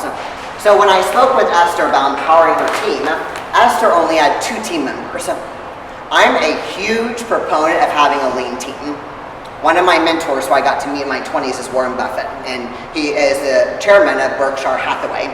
And Berkshire Hathaway does billions of dollars in transactions. He only has 19 employees in Berkshire Hathaway. What I made of that when I learned that fact was you don't need a big team. You don't need a Coca-Cola team to change the world. You don't need 1,000 team members, 19 team members. Esther had 2. I typically run a team about of a dozen out of all my portfolio companies. But for you, who is going to be on your team? So what we did with Esther is I didn't say we're going to hire more people. That's going to be more payroll, which is only going to stress Esther out more because she's the breadwinner and the caretaker. Plus she's got chronic pain. So it was all about leveraging and empowering our team through technology, AI, and productivity tools. And I want to speak a little bit about AI before I go on to the next E. I'm not very techy, as you can see. I'm writing on the board. I do have slides, but I'm going to send you a bunch. I'll text me. But artificial intelligence, people are scared it's going to take our jobs or it's going to remove tasks that we need to be done. One of the things I do is I use AI as my team, and I take ordinary problems and I solve them with AI. For example, my wife has a crafting closet, which she loves because she loves to craft. But every time she opens the closet, she gets overwhelmed because it's so crazy. So I asked AI, could I take a picture of my wife's craft closet and then take a picture of everything she wants to put back in there, and you tell me how we can organize it so she can craft more? And the AI said yes. So AI isn't a job stealer, it's not a job killer. You don't just use it for tasks and mundane things, but use it as a partner, like a problem solver. How can you craft more? How can you do more? The second E is establish efficient systems. Everything is a system.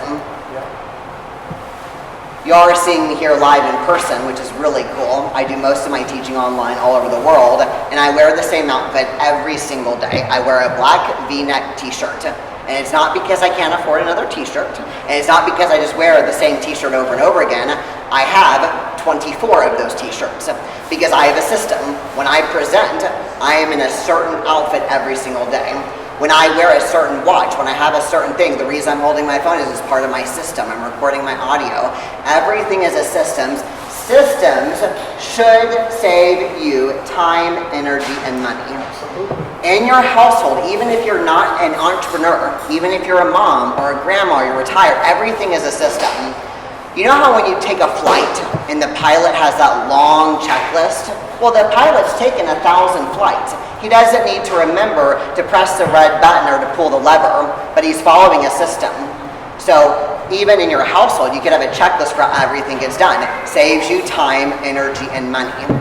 When it comes to establishing efficient systems, I'm going to talk about one of my clients, which is an auto brand. I'm not much of a car guy. I do like to drive a nice car, but I'm just going to draw a little car here for us so we can remember this example. And I'm going to put a big P on this car. The client's name is Produxa. It's a company that sells ceramic coating and technology to help protect luxury cars. Well, they had a problem. They had done over $6 million in lifetime sales by the time that they had encountered me. And they said, we have a problem, we're losing money. We're losing money because our product is so expensive and so heavy to ship. They were selling these big gallons of this auto wash, and it had these pumps, and then there's a little pump, and there goes the auto wash, and this is really heavy to ship.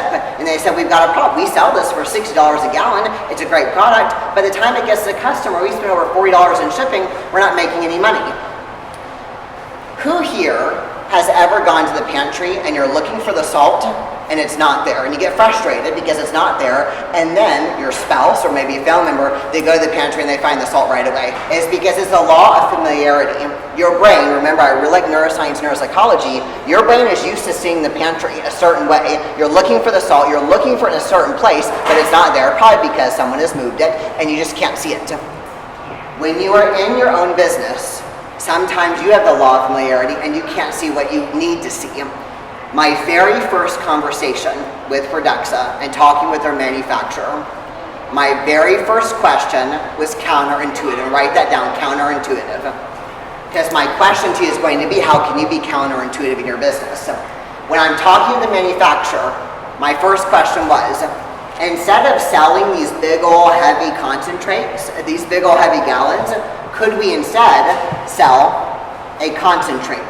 Like a lipstick bottle or something, where it doesn't have a spout, but it has a little top, and then it has our label on it, and then they add it to their own bucket of water, and then they put it in there, and now we're not paying for the shipping. The manufacturer looked at me, and he said, no, we've never considered that. That's not because he wasn't a great manufacturer, he's just looking for the salt. And when you have a mentor or a coach, they're able to see things that you cannot see. So when you go to establishing efficient systems, we need to see what we've not been able to see before.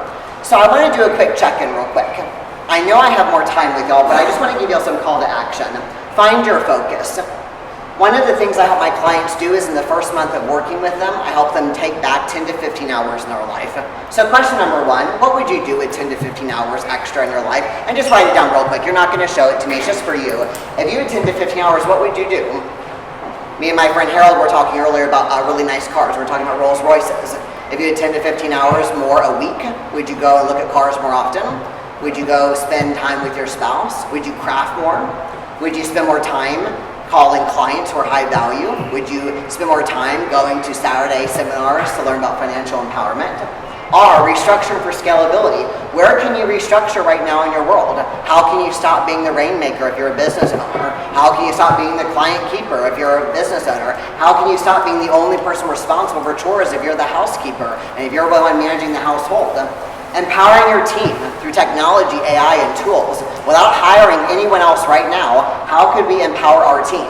And who else is on your team, even if you're not an entrepreneur? How can you empower your spouse, your kids, your community, your fellow speakers at an event? E, establishing efficient systems.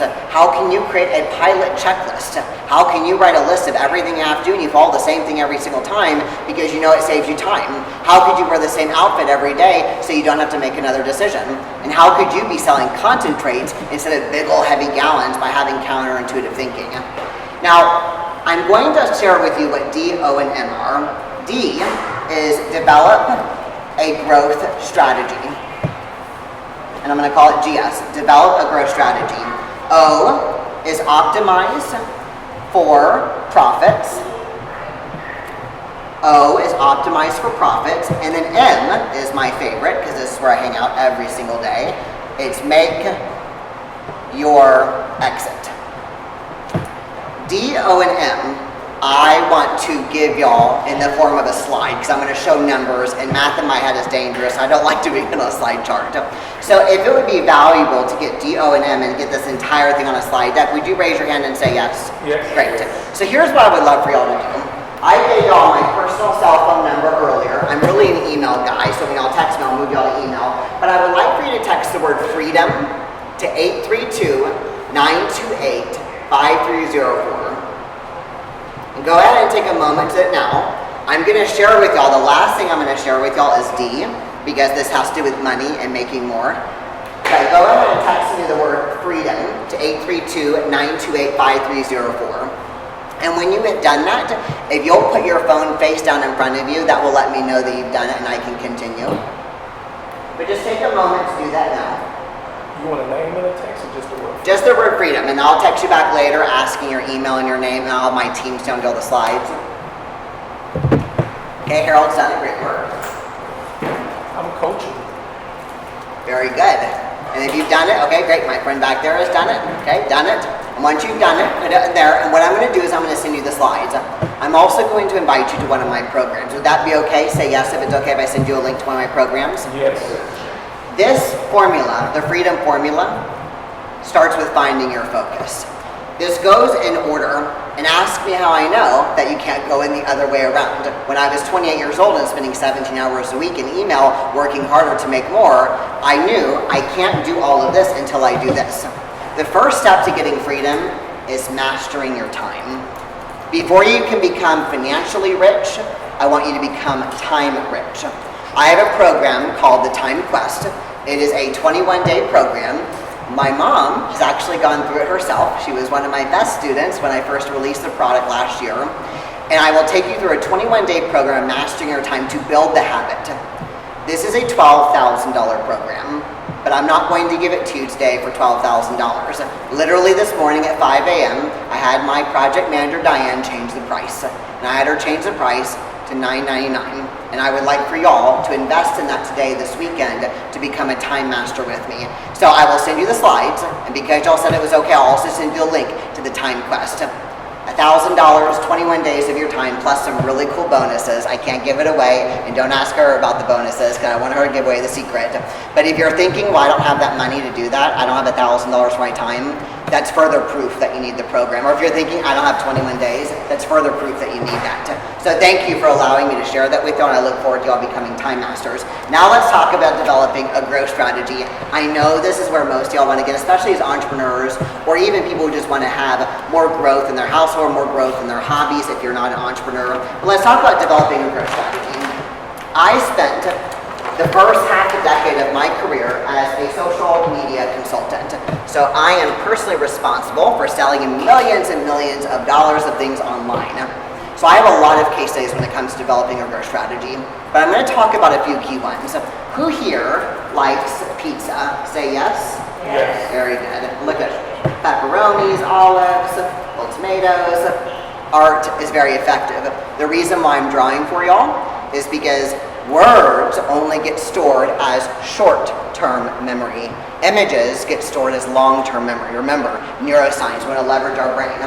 One of my clients had 2 locations of a pizzeria restaurant, and he really wanted to grow, and sell more pizza.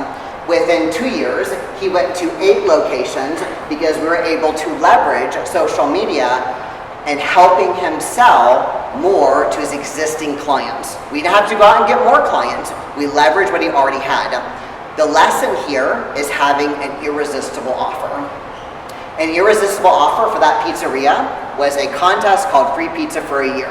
I have done this with dozens and dozens and dozens of pizza restaurants. It sounds like a whole lot, where the pizza owner's like, oh my gosh, I'm gonna do a free pizza away for a year. We generate thousands of applicants.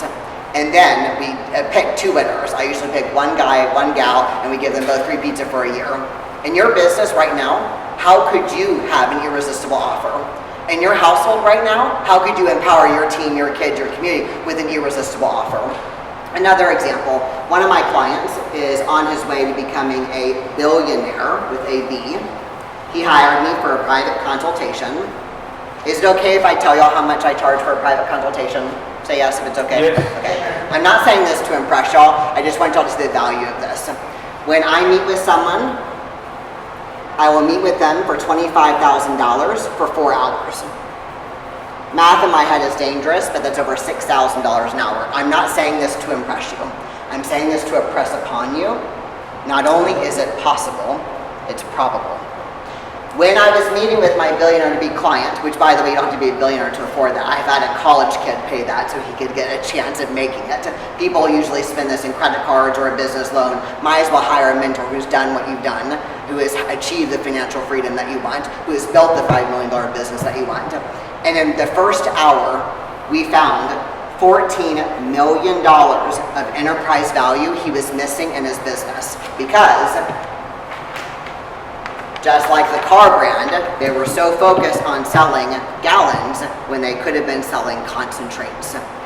The third develop growth strategy, so we have the pizza example, we've got the billionaire example, and the last one I'll share with you is going to be the example of the e-commerce store. And I'm going to do e-com, and we're going to do a little retail shop here. We're going to make some art so your brain remembers. We've got the door, and then we're going to put www. because this is an online store. Say yes if you really love my artwork. This is going to stick with you. It's going to be long-term memory. Who here feels like you have a better idea than how certain things are already being done right now? You see something, you think, I can do it better. Rachel mentioned her story. Couldn't have set me up better. She said, I can see how I can on my own day have, but do it better. Harold is able to help people manage their finances, but do it better. Don't do what the banks told you to do. That's only helping the banks win.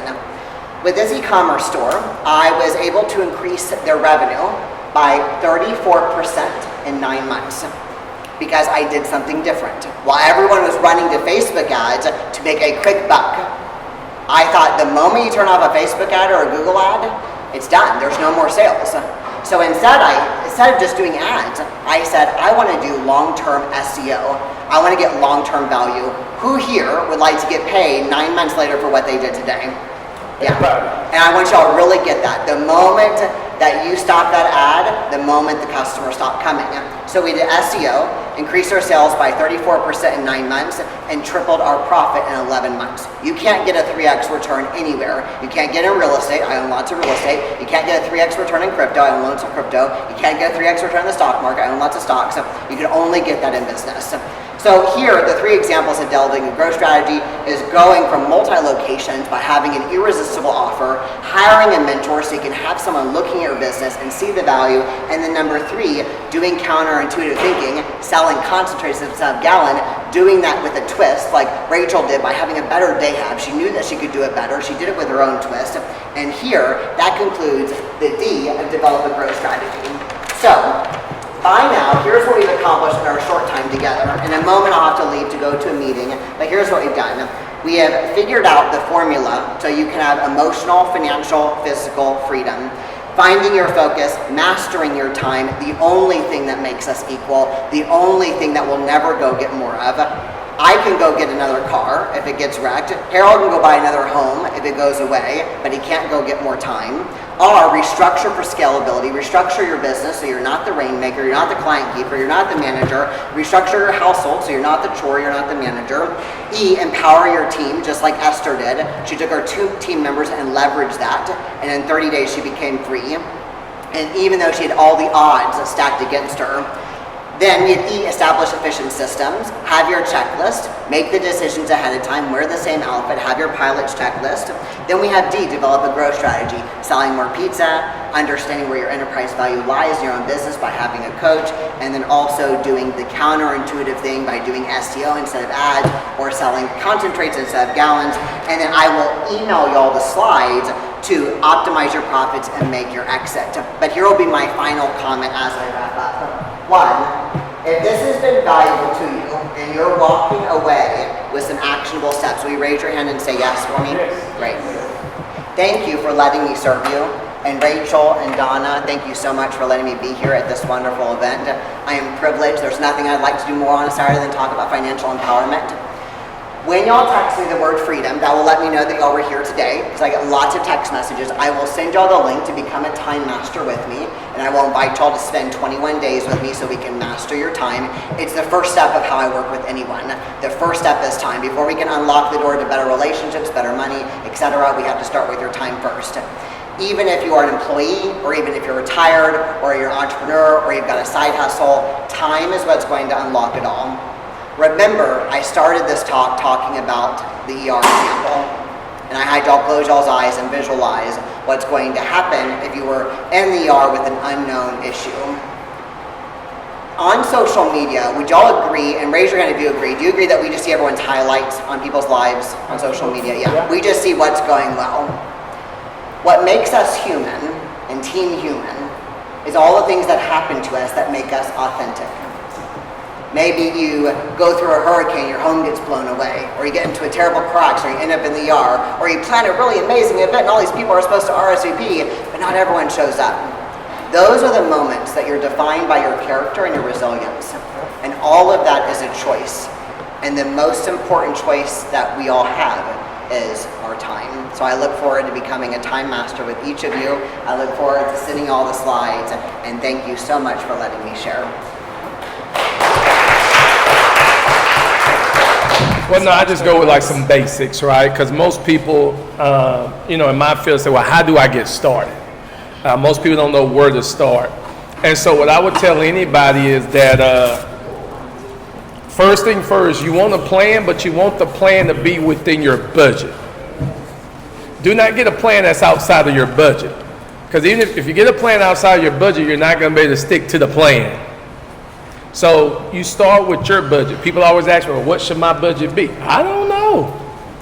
Everybody's situation is different. So come up with a budget that you can stick to and you can maintain, and that's what's going to help you build up, start building up some wealth. And some people say, well, is there like a certain amount I have to do? Like, what's the minimum? I get that question a lot, right? What's the minimum I can do? And I always say, well, it depends. Do you have a budget sheet? Do you have a form? Yeah, I do. Yes, I do a budget sheet with individuals. Sometimes we don't think of everything. We think True. of the high points, our rent, our car payment, our insurance. But when you get a budget, it says miscellaneous, Yes. cleaning, things that we don't think about that ends up costing hundreds of dollars a month, but we don't realize it. The best way to figure out where your money going, and I tell people we can get as deep as you want to get, but the best way is to take a 90-day shot of your bank account. Most people go, oh Lord. Yeah, a 90-day shot of your bank account. I done it with a couple a week ago, and they was just talking about they didn't have a lot of money. When we got through with their bank account in 90 days, every weekend they go to happy hour. Every Friday they go to happy hour, and then they go out every Saturday. They like to a sports bar, club, whatever it may be. Guess how much money they average a month for 3 months straight? 500. She say 500. Ma'am?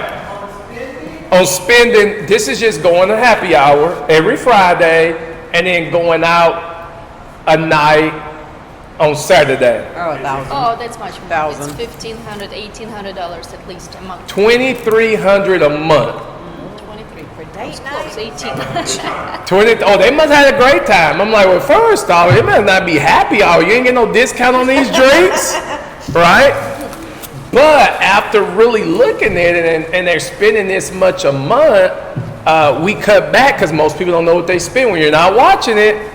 And now they're down to $800 a month. You say, that's still a lot of money. I would agree, but 23 compared to 800. Wouldn't you say that's a pretty good gap? And now what we're doing, and we got them a plan with just the money they was overspending. And just yesterday, you know what she told me? How we still had a good time. Yes, because you're having a good time on a budget versus, but they don't have any kids. It's just husband and wife, no kids. So they both make like $60,000-$65,000 a year. So it was like, oh, just have fun. But now we're putting that money to work for them. So the best analysis is a bank account, because you can see a trend with your bank account. And you can see where you're spending your money. I did it for myself. Mine was food. I'm a food. Rachel tell you every day I go to lunch every day. And I'm door dashing every I haven't brought a lunch with me in 10 years. I go out to eat every single day. And I did my taxes. You know what my food bill was for 1 year? My food bill was $39,000 for 1 year. I said, you know what? We grocery shopping now, but I was unaware of it. And I'm a financial guy. And I'm over here spending money like, it didn't hurt me. But now we backed it down where I say, okay, we're going to kind of watch how we go out. We're going to actually buy some groceries. And we're going to try to cook around the house.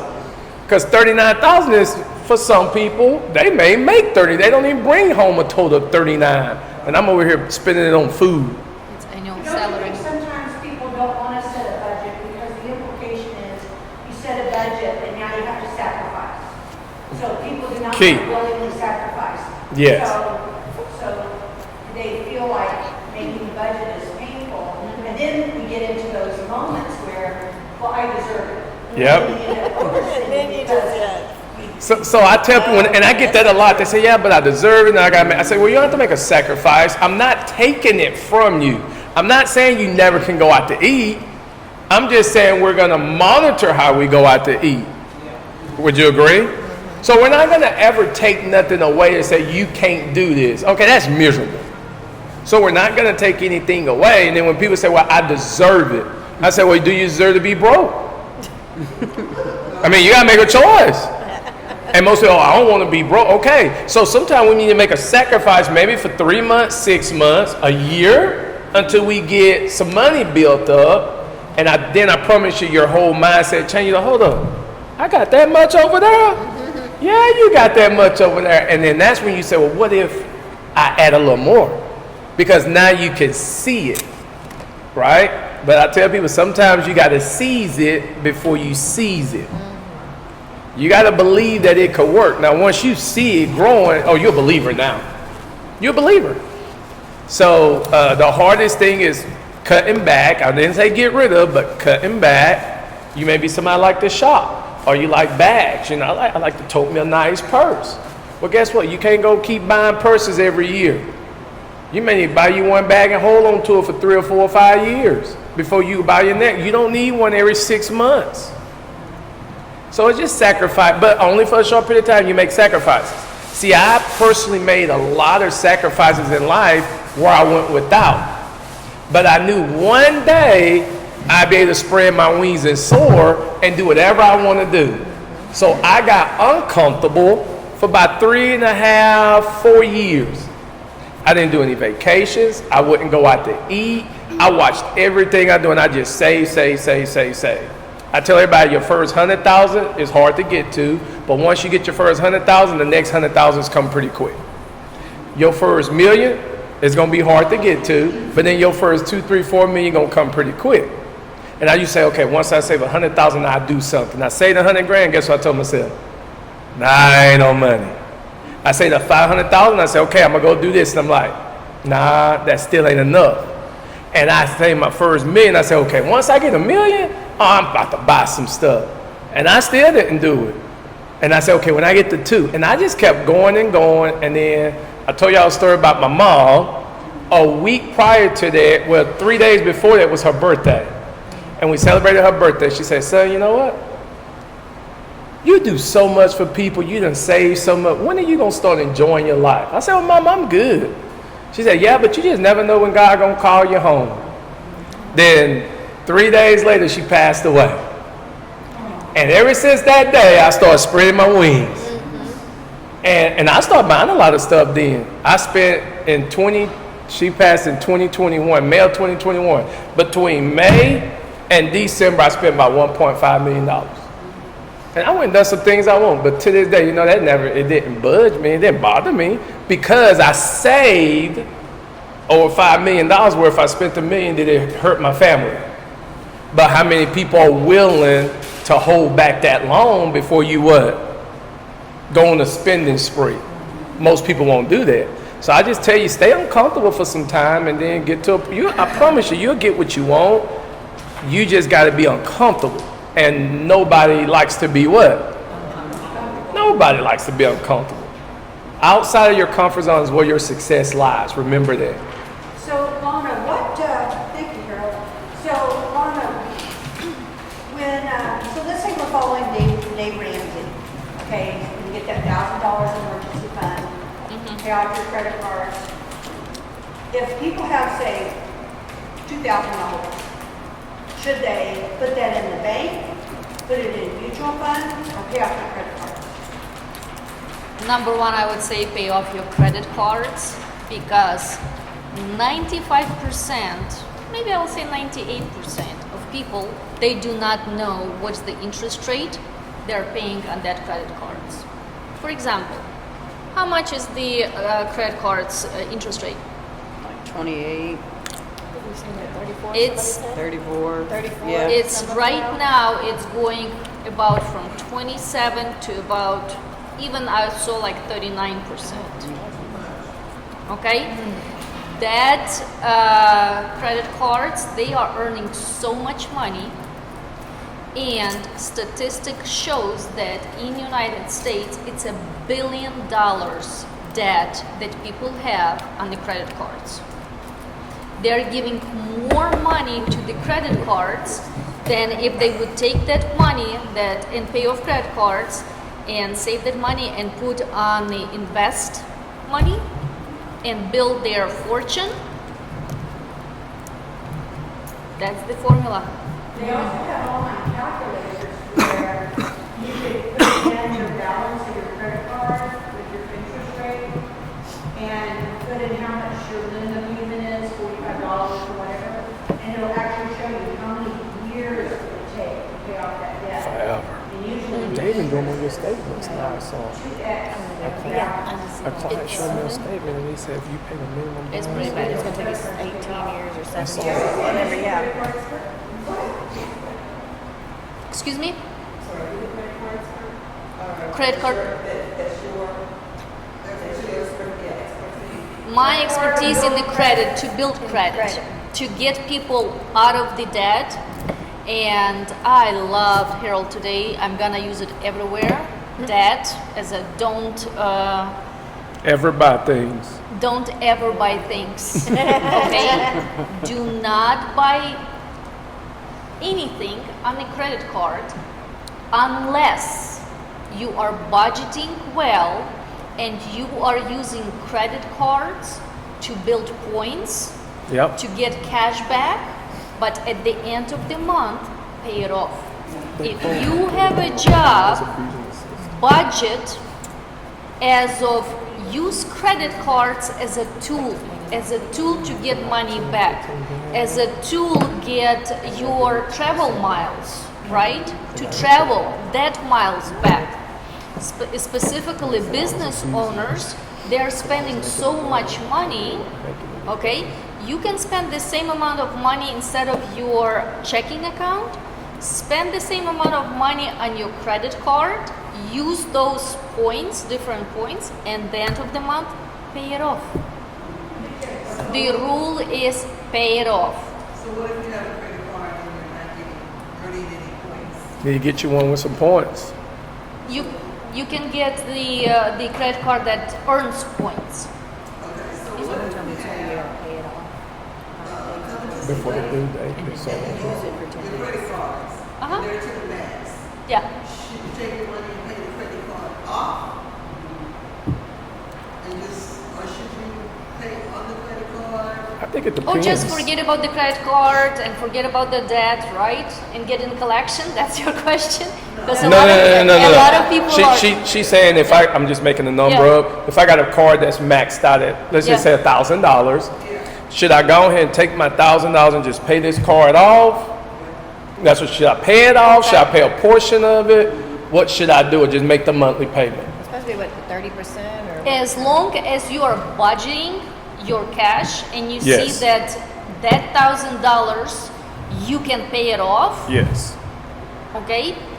My advice, take $1,000, pay it off, and if you need to eat rice and beans, it's perfectly fine. Okay? As Harold said, sacrifice just for a month. Okay? They say keep 20% balance. Is it 20 or 30? Pay it off. The thing is, it's at 30%. Okay? The golden rule is 30%. It's how to get the highest credit score. Okay? But the thing is, never ever spend more than 30% on the credit card. Okay? Or if you're paying off your credit card and you are struggling, get to that 30% as soon as possible. There you go.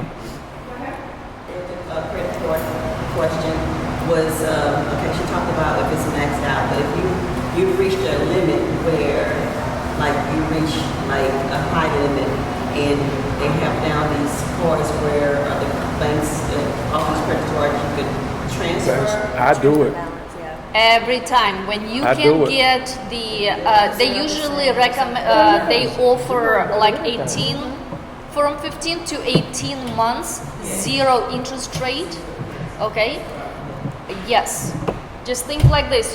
You have two credit cards, right? One is 29%, another one is 0%. Right?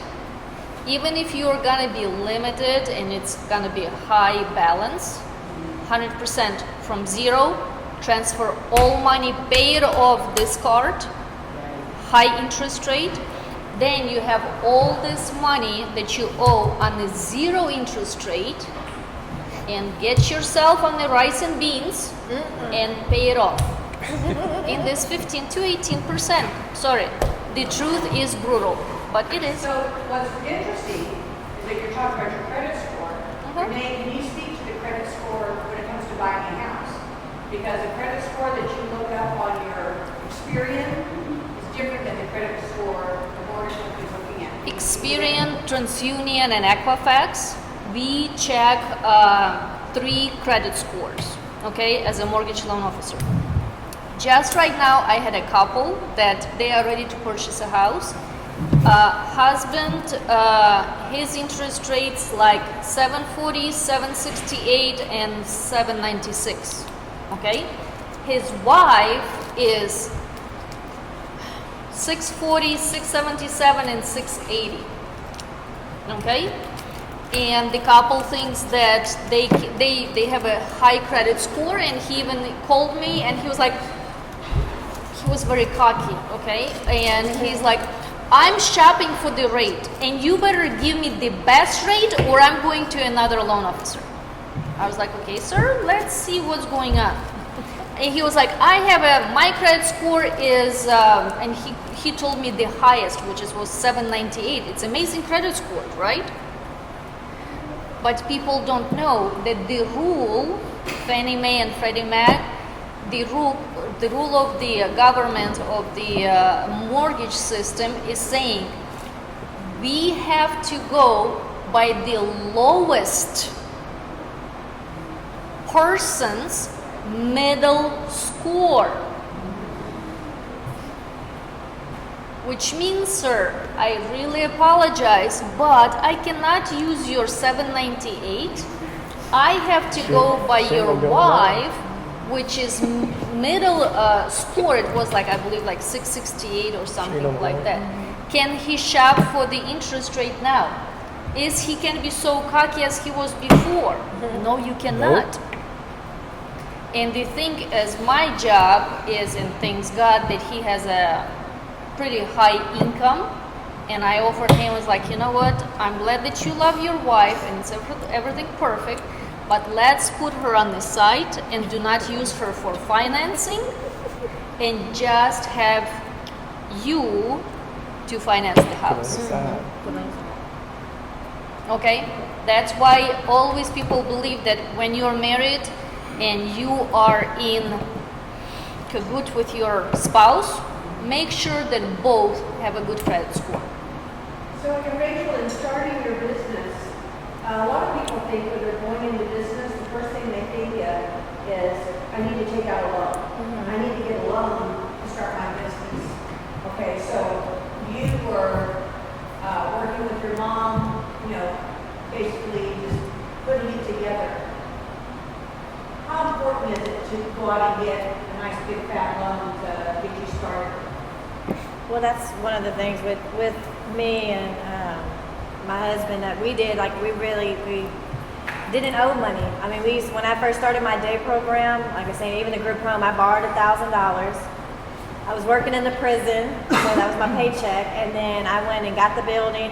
I was buying used stuff. I bought everything used from like a school auction. All the books and the bookcases and the tables and chairs were from an auction they used to sell when the school got rid of things.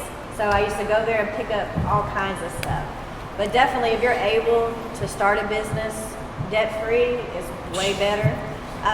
But again, you got to make sacrifices. I mean, when they walked in my first day hab, everything in there was used. And it's still, some of the things we still have here, we bought used or it was given to us, and we're picking up stuff and getting stuff delivered.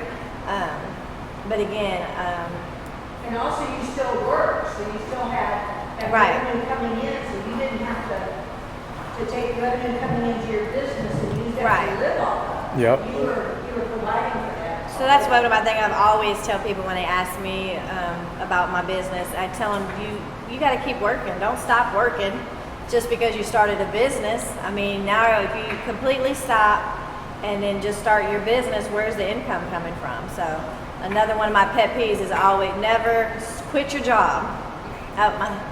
Mr. Jelks wants to speak. I think that's like one of the biggest. I know it's like a lot of people start business. Everybody wants going on with this. Some people just want to invest or whatever. Yep. But the thing is, you have to have revenue, stream of revenue coming in somewhere in order to be entrepreneur, or you just want to do things. On Shark Tank, we watch Shark Tank a lot of people, right? On Shark Tank, one of the biggest things that they always ask is, where do you make your money? how do you survive? Yep. If you're constantly putting all your money into the business, how do you survive? And the ones that say, well, I'm just living off of money I save, because those are the ones that they kind of shake you on, because when that money runs out, how you gonna keep the business afloat? And then the ones that say, well, I run this business, I stay up all night running the business, I go to work at the post office at night. Those are the ones that they tend to want to invest in. Well, I'm going to put money in you now, and you don't have to go to work no more, because I see you already put the due diligence Potential. you need in order to get where you're at. And I don't know, I kind of remember Mama's story, but I know these three stories. I know she works. I know he works as a school teacher. Yep. And I know that she works at a hospital as she's building her business. And I believe she told me she's still. It was a long time ago, and I will refresh your memory your memory. when I will give you my Was it the presentation. car? Yeah. Everybody on that company had one common thread. Yeah. The thread was that y'all all worked while y'all built. Yep. That's a Correct. fact. Y'all were trying to Yes. build. Because you still have to feed your kids. Yep. You still got bills to pay. And a business doesn't always earn money in the first year, second Nope. year, third year, sometimes fifth year, sixth year. That's true. But eventually it will start earning money. But you just have to continue to stick with it. That's just the thing that I noticed. And I was just pointing out about the family, so people want to say, well, they all living their dream. Well, every single one of the people up there, they sacrificed. They said, you know what? I have a dream, I have goals for my family, but until that's feasible, we're going to work with God. The bills have to be paid. And Renee, why don't you speak to you working and doing the real estate? Because one thing that I've noticed with people that go into real estate, you kind of believe it's like cherry picking. That you get a phone call and somebody wants to buy a house, you go, you meet him, it closes, and you make all this money. That's how it works. You work harder Like at I a real would. estate job than you do your full-time job most times. So speak to how you market your secondary income. Well, first off, nobody's calling your phone.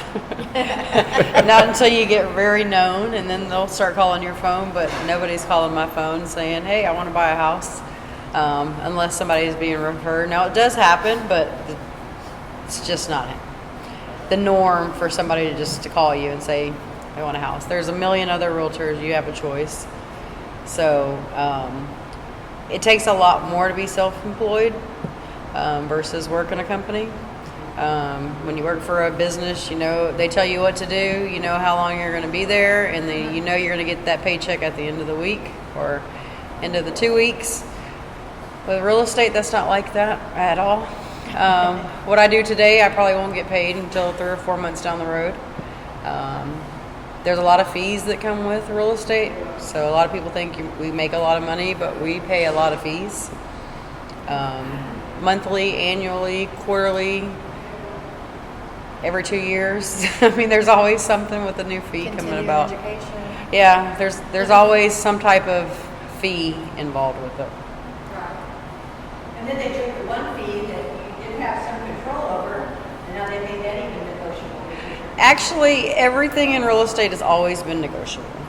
So the only thing that has changed, I'll talk about it more in my presentation, but basically the only thing that's changed is we can't advertise what that commission is, but we have to communicate what that commission is ahead of time. So either way, it's still there. It's just they're hiding it now, but making us be more upfront with it. So it doesn't make sense. It's kind of backwards. Sounds like HCS rules. All right, well, let's get ready for Lana's presentation. Thank you very much. Rachel ate all the candy. Okay, you've already heard from Lana a little bit, and she has a wealth of experience that she wants to share with you. Just a little bit that she shared that was very impactful. Lana, would you like to join us here?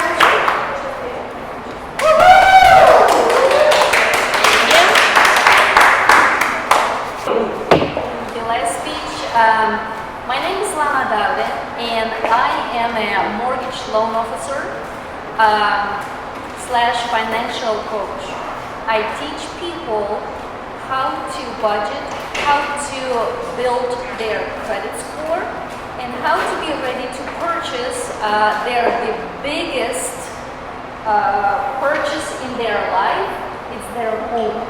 Their home for their families, their home for their maybe parents, and have just that happiness in the house. Just shortly about myself, as you hear from my accent, okay, I'm not from the United States, okay, I came here in year 2000, 24 years ago.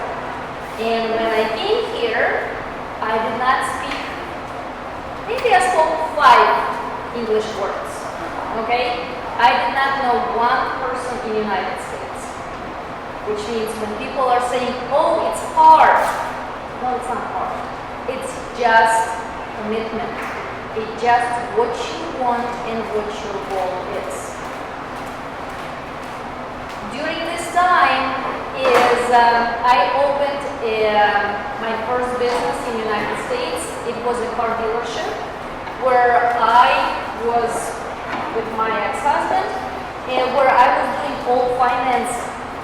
And as I learned when people were coming to do their financing and checking their credit, I noticed a lot of things that people don't know: how to manage their credit cards, how to manage their money, and what to do and how to do. Okay? That's why, and from that standpoint, I noticed that I would say about 70% of all debt that people have, it's a student loans. Not only student loans, it's a credit cards. And credit cards are offered as soon as the kid turns 18, they are bombarded. The credit cards start sending the invitation, the deals. We are giving you 12 months, 0 payments, or whatever is going on. And 18-year-old kids, and I am a mother of 2 teenagers, because I'm in finance, I teach them that money are not free, but everybody else, kids, they think like, oh, I got a credit card. This credit card, it's a free money, and I can do whatever I would like to. They don't even think that they need to pay that money back. And as we spoke before with the credit cards, is I usually recommend do not spend more than 30%. Because after that, you are hurting your credit. You are not growing your credit, you are hurting your credit. And I would like to introduce and tell how to we have like, a lot of people are asking like, what is the credit score? How is the credit report? Credit report, they do understand that they took credit cards, or they took mortgage, or installment loans, like they purchase a car, or they purchase furniture to the house, right? But they don't know how the Experian, Equifax, and TransUnion, how did they come up with the scoring? What's the algorithm of scoring, right? The credit score, it's going, the worst credit score that can be, it's 300. The best credit score on all 3 credit bureaus, it's 850. From 300 to 850, it's a big, huge stuff. Your credit score, if you're not up to 620, we consider it's a poor. 620 to 720, it's good. From 720 to 780, almost 800, it's excellent. And from 800 to 850, it's exceptional. How many did I see from 800 to 850? Not so many. Okay? from 720, and on the mortgage side is the best interest rate. It starts from 720, 740. It's already going there. It's already, for me, it doesn't matter if it's 830 or it's 740. You're practically up the top of the interest rate that you can get. But we have 5 factors that depends on your credit score. And the first factor, which is the highest, that gives 35% of the quality of your credit score, it is payment history. Okay? Payment history, make sure you are not missing your minimum payment. Okay? Never ever, please, and I teach people, put everything automatic. Set up automatic payment. It's so easy. Don't set up automatic payment on some $200, for example. Because a lot of people think like, oh, I'll just do the same amount and I'll be good. Credit cards are allowing, you can put automatic payment just on a minimum payment. As long as you are doing, you don't missing that payment, you're perfectly fine. You have money, pay it off. You don't have money, make some chunk of the money, some payment, okay? But minimum payment has to be paid every month. Next is a credit utilization. Credit utilization is how much money you are spending on your credit card. And as you were asking me the question, saying like, if the credit card is limited, like for example, it's $5,000, and you already use, which I see a lot, people use like $4,800. It hurts a lot to have maximized the balance of the credit card. Much better, okay, to have 3 credit cards with the 5,000, 5,000, 5,000, and better to have on one card is $1,500, on another card is $1,000, on the third credit card is another $1,000. You see, that's exactly the same balance in debt, but because you have only 3 credit cards, it's up to 30%, which means you are telling credit cards companies that I know how to budget money. I know that I don't need to spend, I'm not spending more than 30%. I am in a good financial position, and your credit score goes up. In the case if you only have 2 credit cards, and one, for example, at $3,500, which is already over 30%, and another one is another $3,000, okay? What you can do, if you still have a good credit score, you can call credit companies and ask them to raise your limit. And instead of $5,000 that you had on the credit cards, if you have a good credit score, they will raise to, usually they do about 30%. Okay? Which means they automatically right away will increase your line of credit to $7,500. If you have already $7,500 and your debt is only $3,000, right? You're already closer to 30% than you were before. Your credit score immediately is gonna go up. If you are increasing your line of credit, okay, the credit companies, they do not do hard inquiry. They do a soft inquiry. Soft inquiry is not showing up on your credit score, on your credit report. That's why instead of calling and having applying for a new credit card to increase your credit limit, much easier easier and much better to call and increase your credit line on the existing credit card. Questions? Yes. Yes. You have, like, I have two companies and I have two cars at the same time. One company, both cars are maxed out. Okay. Over the second company, I have the two cars, they're not maxed out, but it's like, should I pay off one and just keep one? I don't know why they say it's two. You get the limit raised on the one and cancel the other, or just keep both of them? Because they're different limits, they're different amounts. I would, at this time, I would call the companies and raise the limit on the both. And keep both of them?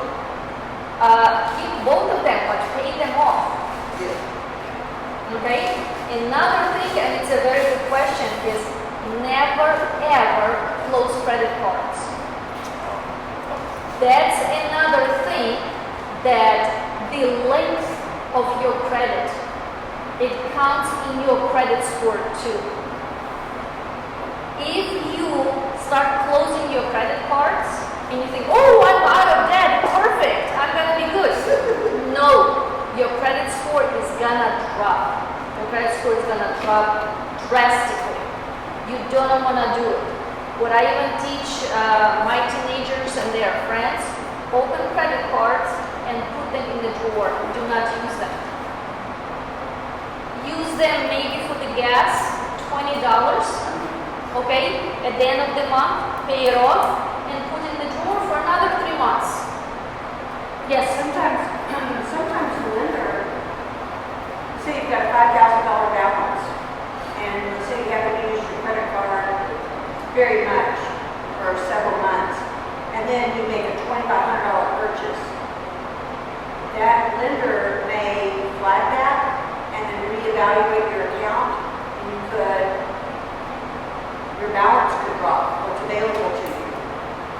If your credit score has gone down, That's what I'm saying is you have to be smart. You all the time. It's like we were talking about cars this morning, okay? Credit cards are like cars. They need to be used. But they need to be used accordingly, and you need to know what you're doing. In the cars, you need to change your oil change all the time. In the credit cards, you need to use them little by little, but pay them off. Don't keep a high balance on the credit cards. It's a lot of interest. It's just out of pocket. Okay? And every 6 months, if you want to call the credit card companies, they're gonna raise your credit limit. Just make sure you have a good credit score. Yes, sir. Well, there's some payments, don't miss a payment, right? Yeah. Let's say you do miss a payment. Yes. How long do it take before that payment no longer will show that you missed? Here's another thing. If you miss the payment, but you miss the payment under 30 days, you still can call credit card. You can just pay the late fee, but it's not gonna appear on your credit report that you missed that payment because you just paid 30 days prior. Let's say it do appear. If you appear and it's over 30 days and it appears on your credit score that you're 30 days late, it takes 7 years. 7 long years to that check mark to disappear from your credit score. And the biggest thing is credit repair people, they're saying, oh, we guarantee they're gonna clean everything. No, that's not true. That's not true, number one. Do not be caught in the scams of the credit repair. You can do it on your own, that's number one. Number two, you do not need to pay so much money as they charge. Okay? And number three, the late payments, to remove late payments from the credit report, practically impossible. Yeah, because I've called and asked them to do it before they said. No, No. they're not doing it. Okay? The thing is, if it happened, life is hard, and you have the credit card already went to collection, right? And collection companies, they are 24/7 calling you and bothering you what to do and how to do, right? You have to know that credit cards sells you debt pennies on a dollar to other collection companies. Collection companies is their job to call you and scare you and tell you that they're gonna do a lawsuit against you and on and on and on and on. That's not true. Okay, just ignore their phone calls. You do not need to. But remember one thing. If you are in the financial struggles and you already have few collections and they're already in collections and they're calling and they're bothering you, offer them 25% of the debt. But remember this thing that I'm gonna tell you right now, it's extremely important. If you offering them money and they will settle the debt, they wanna settle the debt because they are buying the debt for such cheap that they wanna get their money with a little bit profit no matter what, right? The phone call and what you have to tell them, I am, for example, the debt is $8,000, okay? You can tell them, I will give you today $2,000 straight from my checking account with one condition. You are sending me a letter right now that you are removing that credit card and that collection completely out of the credit report. And they have that option. People don't know that. And when you're paying that $2,000, they're removing from the credit bureau, right? And it's clean, it's good. What people make a mistake is they're taking that $2,000 that collection company agreed to receive, okay? You're paying it off and you think you're doing well for yourself, which is it's better than was before, I fully agree with that. But your account on the credit report is gonna say paid, it's say settled for less. Do you think on the credit, how is the credit score? And how long is gonna stay that settled for less? It's gonna stay for additional, from the moment you pay that $2,000, it's gonna stay additional 7 years. From the moment you pay $2,000, it stays on your credit report 7 years. Unless you tell them. Until you tell them saying, send me the letter that you're gonna remove this completely out of my credit report. And I'm paying. They're sending you the letter, you have the proof. You have the proof because if they don't remove, you're sending the letter to all 3 credit bureaus and credit bureaus are gonna remove it. Then you're doing good for yourself. Yes. So they send you this letter before you give them the money? Oh yes. Oh, don't give them money. Oh, don't give them money. They send you Don't a give letter them if you send them money. Exactly. Oh, Yeah. okay, don't give them. Don't give us money first. Yeah. It's completed. The thing is, we already going about elections, that thing, the repossessions. If in life it happened, you had a repossession, even people think like, oh, I voluntarily giving my car back, it should be good, I have to have a perfect, it's not gonna be a negative effect on my credit report. Wrong. Okay? For them, for the credit bureaus, it doesn't matter if you voluntarily gave the vehicle back or they actually send the possession company and they do the vehicle back and so on. Okay? It's exactly the same. Again, just settle, do it, and give it back.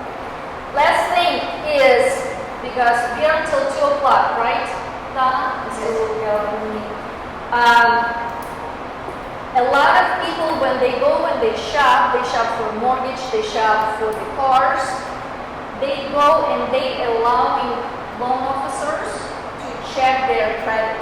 They're filling out credit application and specifically usually when you go to car dealers, okay, and those loan officers, they are not licensed. They just have experience how to do finance.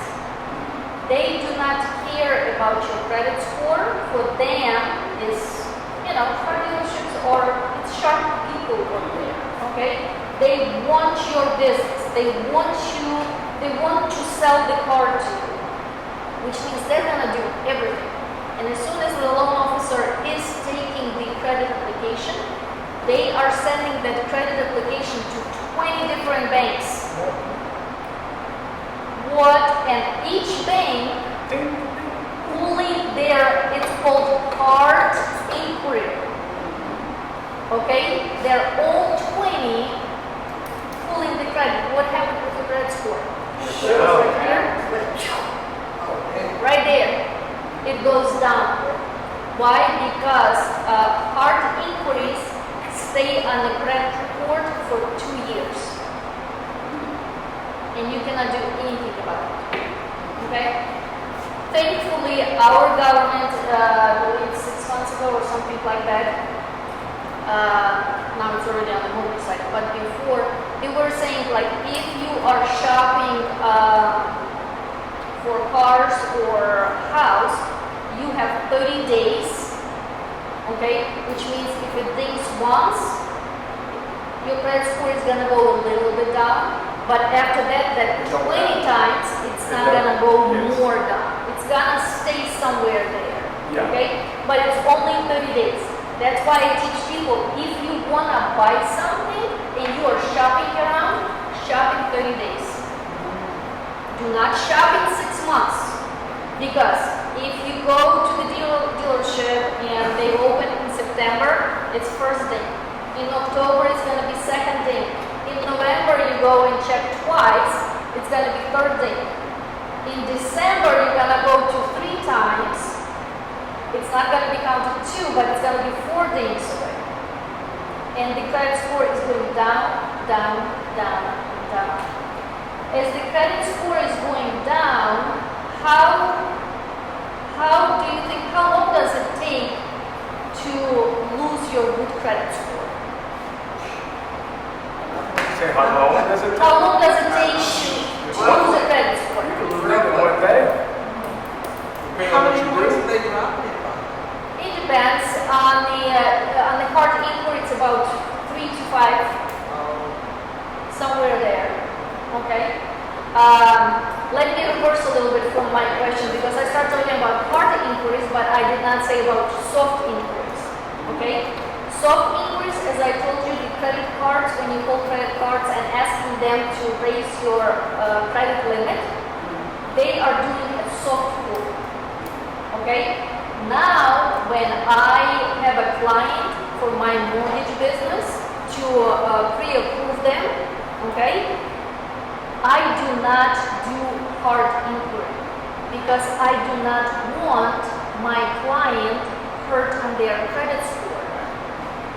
First, I have two different systems, and I'm telling everybody, my first pull is always a soft pull. Soft pull is not noticeable anywhere. Okay, your credit score is not gonna go down.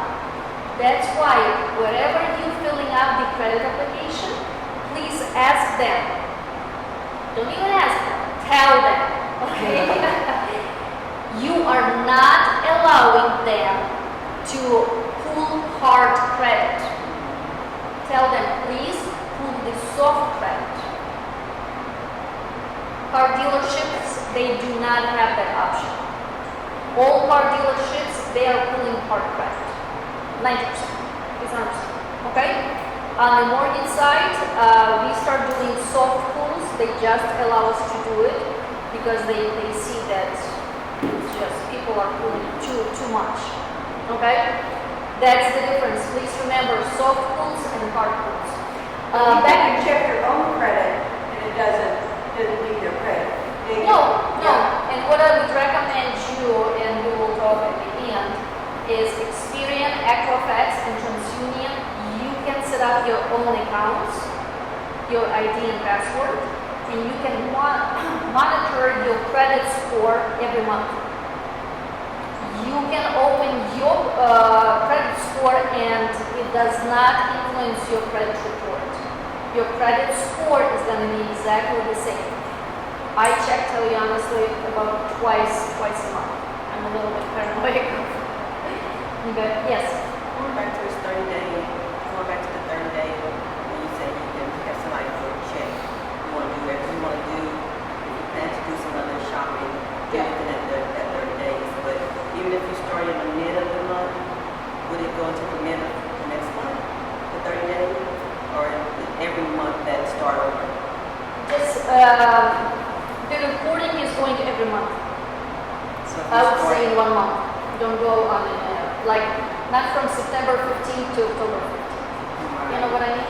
Right. So The it's about- reporting is going monthly. I would better recommend to stay that way because all credit cards and all installment debts, everything they're reporting every month. They by months. Okay. The thing is, how long does it take to lose your credit score? To lose credit score. Like for example, you had a credit card or the car payment that you missed, and it's 30 days late, right? It takes 30 days. You can ruin your credit completely. If you miss one payment on the credit card, you know, it's bad. But if you have, for example, 3 credit cards and you're missing all, you have 1 mortgage and you're missing that mortgage too, 1 car payment and you're missing that, I guarantee you from 700 to about 400, you can do in 30 to 60 days. You're gonna lose completely. Now, if you are at 460 or 440, whatever it is you dropped in 2 months, let's say, how long does it take you from 440 to get back to 740? Forever. Come on, give me the number. Give me, huh? No, it could take years because it depends on how long. But if you, let's say you start back paying everything, that stuff right there won't become irrelevant until years down the road. So if you say, okay, starting this month I'm gonna do right, well, you gotta do right for some years, 6, 7 years before you start going back to Okay, it. especially people don't know a lot what they don't know, and in the process they still are making some mistakes and everything. That's why you have specialists like I am. You do have my business cards on your tables. Call me at any time. I will give you this scenario. What is the best way? Quickly, not in 2 years. Okay, much quicker. But again, it requires discipline. Discipline, sacrifices. You're talking about sacrifices a lot today. But any questions? I'm always here. And yes, last question. So, say for instance, I mentioned this earlier, but I'm mentioning it again to get clarification. So if I have 2 credit cards, both of them are maxed out, and they charge you your interest on the card plus the yearly fee, and I come into some money, should I just pay those off and close them? Because I heard you saying Do not close them. Do not close them. They're Pay still them charging off. that fee. That's the credit card that you sign up for. Okay? A lot of credit cards, they are free credit cards. Some credit cards, they have annual fee. Okay? Usually it's about $60, $90. American Express is $120, and business they're going 400 and 1,000 and everything like that. Take the cheapest credit card if you have, or what you can do is call the credit card company and ask them to put you on a lower membership fee if they offer that. But to close credit card is gonna drop you on the credit score. I do not recommend. Do not open credit card with the membership fee. That's it. You know, then you do not need to close it. Who's your typical client for your coaching business? Average person. Average person is, yeah. And And see the what? same- Not everybody wants to buy homes, so Yeah. what would be their typical goal? My typical goal, I do have a lot of my seminars at the apartment buildings, okay? And I'm not going there as a mortgage loan officer, obviously. I'm going as a financial coach, okay? And as a financial coach, I am preparing people for the good credit score. And when they are already having a good credit score and they're working with me already for 3 to 6 months, it depends, then I'm telling them, in the meantime, people, you are wasting your money renting that house or renting that apartment because you're not building any equity in it. That's right. Having your even small house, but you're already paying some equity, you're building some equity. Plus, in the city of Houston, we are at about 5% appreciation on a house, which means buying real estate in the really bad economy, you can lose money, yes, but in the averages we are every year, it's investment. It's investment in yourself, it's investment into your kids. You're showing them and teaching them to build a good financial freedom. That's it. Thank you.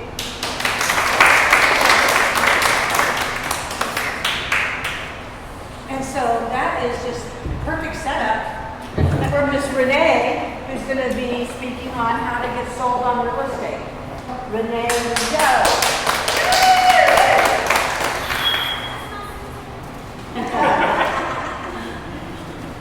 All right, so I am Renee Richard. Most of y'all know who I am. I am Rachel's sister. But I'm Renee. We're sisters, but we're so much different. We do have business mentality just because that's just how we were raised. Grew up in restaurants and businesses, so didn't think anything less of us, right? All right, so what I did is I kind of did like a question and answer session. And then at the end, I'm going to show you guys some numbers on if you are homeowners, so how you can pay your mortgage loan off soon. All right, so why do I like being a real estate agent? I have the opportunity to work with a lot of different people with different backgrounds, different incomes, different interests, getting to know everybody, building a new team, building relationships. You just learn to gravitate towards new people. You never know what you're going to learn from them. What is the main purpose of an agent? So an agent in legal terminology is a person who has been legally empowered to act on behalf of another person or entity. We represent clients in negotiations and other dealings with third parties, and sometimes we're given the decision-making authority. So sometimes we have clients who live out of the country, out of state, and we can do a lot of stuff for them just by being their agent. What do most people want out of a real estate agent? Engaging personality is big. A good real estate agent doesn't sell properties. People respond to me by me having a great attitude. I'm personable, honest, have confidence in my abilities, and I'm interested in helping. Once you show people that you are interested in helping them, they are more likely to want your help. What should be the expectation of the realtor? So someone calls a realtor, I mean, is there an expectation that in 30 days that house will be sold, or that you're going to be showing doing a lot of house showings? And what is your typical consumer expecting? So of course everybody expects that there's a magic button that we can just push and sell our house right away. But there's two major important factors when it comes to selling: location and price. Price is your biggest thing. If you have a house that's not selling, 9 times out of 10 is your price too high.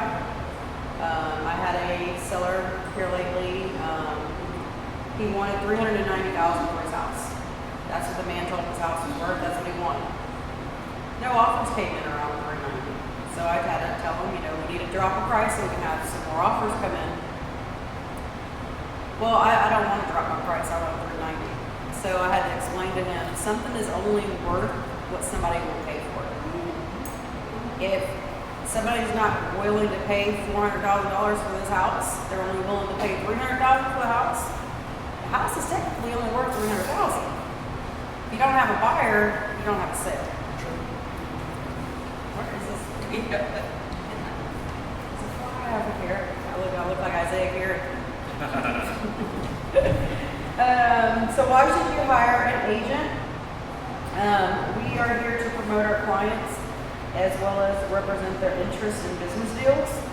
We also make sure to negotiate deals that are good for our clients. Kind of threw this together this morning, so we're getting there. Real estate commission changes. So Donna mentioned something earlier about real estate commission. So commission has always been negotiable. Before, you could go on to the MLS, which is the market listing service for any area, and you could see what an agent was going to be paid. Typically, it's 3%, right? Well, the new law has come into effect that we can no longer advertise that price, but in order for us to be paid, we have to still communicate that with the other agent, as well as all of the clients involved in the deal have to know what we're being paid. So it's kind of backwards to me because you're taking it away from us advertising it, but you want it to be more open to be known what it is. So I understand that, but a lot of things we don't understand. But just remember, real estate commission is always negotiable.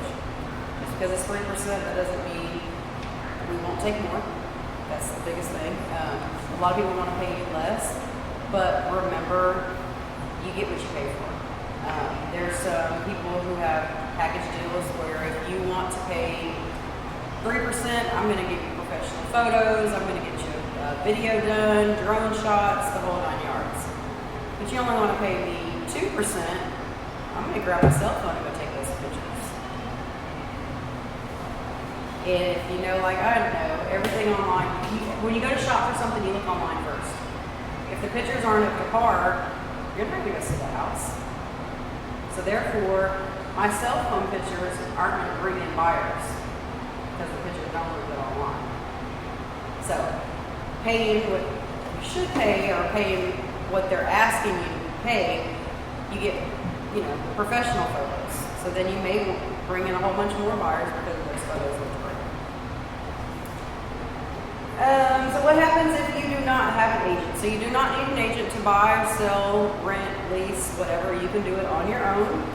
But it's just like having a tree that's falling in your front yard. Do you want to go cut it down yourself, or do you want to hire the professionals to come and cut that tree down? I don't want to cut a tree down because I don't know anything about cutting a tree down. More than likely it's going to fall on my house. Same thing when it comes to buying a house. A house is one of the biggest investments you'll ever buy in your lifetime. So it's always best to use an agent. If you do not have an agent, you are basically buying the house on your own. You are acting as a buyer's agent, which you know nothing about.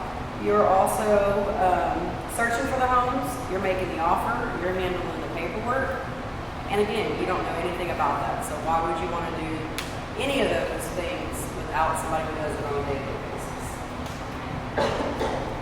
A few other things on why you should hire an agent to sell your home, because again, you do not have to have an agent to sell your home. I'm sure you guys have all seen the for sale by owner signs in the yards. So you can sell your own home, but again, you don't know anything about it. So the expertise that comes with hiring an agent is going to help to better your odds of selling your house.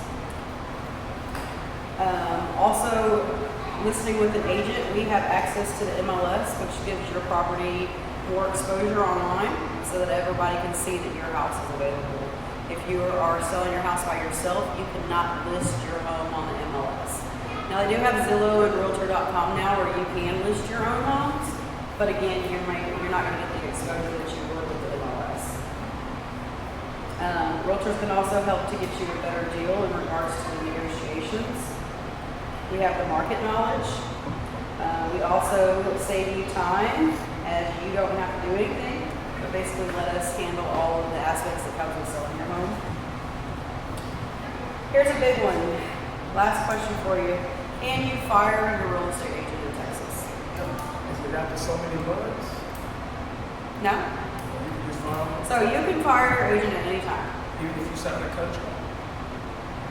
You can. Now, Good to know. depending, Fire us. look, depending on your contract though, there could be stipulations. Yeah, that's what I'm saying. So say you hired me, I'm gonna use you. So you wanna sell your house. And you hired me and you said you're gonna pay me the 3% commission. And I go and hire Kevin. And I done spent $1,000 on getting pictures done of your house. I could put a clause in the contract that if you back out of the deal, that you owe me what I put into this deal. So that $1,000 that I paid Kevin, you now owe me $1,000. I'm gonna let you out your contract, but you owe me $1,000. So if you're not happy with your agent, all you have to do is have a talk with that listing agent as well as the brokerage. Because when you have the listing agreement, you don't have it with me, the realtor, you have it with my broker. So my broker is JLA Realty. So the agreement that you have is with JLA. Would you still give somebody their pictures? Say that again? Would you still give them, so if that happened, and I swear, here goes $1,000, but I want my pictures. Would you still give them the pictures, or you gonna tell them they can't have the pictures? If it were me, I'd give you. You already paid for it. What if you pay for them? Other than that, you can't ask for the money if you don't want to give me what I paid for. Yeah, I would give you your pictures. But 9 times out of 10, they're already been posted online. Yeah. And if they're your home, you probably went on there and saved all those pictures anyway. It's a good question. But yeah, you can always terminate. So you may have to pay a little bit of money for it, but you can get out. And if somebody came to me and said they don't want to work with me anymore, I probably don't want to work with them anymore either. True. I mean, if we're arguing back and forth, I'll just use you as an example. Every time we go to talk, we can't get anywhere. Well, what are we still communicating for? We can't get anywhere. I mean, let bygones be bygones. Maybe it's just not a good fit for us. All right, so I want to talk to you guys now on saving some money. So how many of y'all have a mortgage? A mortgage. You got to pay your mortgage every month, right? All right. So if you have a pen and paper, I know you'll have pen and paper out. I want y'all to write this down. So we're going to pretend you have a $400,000 house. That's how much your house costs. So your mortgage is $400,000. You bought the house 4 years ago. Okay? You're going to pay $100 extra a month on your principal. Okay? So $100 a month extra, so that's $1,200 a year. You would pay your loan off 2 years and 3 months sooner. That would save you $35,000 by paying $100 extra a month. Okay? Now, let's say you pay $300 extra a month. Okay, so now we're going to pay $300 towards our principal. You would now pay that loan off 5 years and 9 months sooner. That's almost 6 years sooner. So that 30 years is now 24. And get ready for this. You know how much you would save?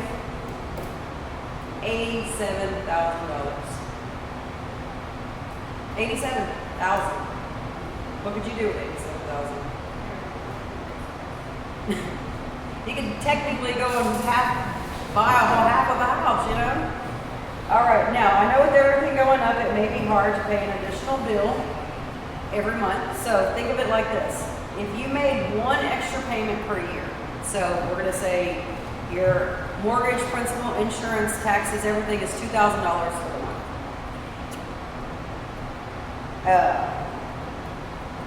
So the $2,000 for each month you're paying.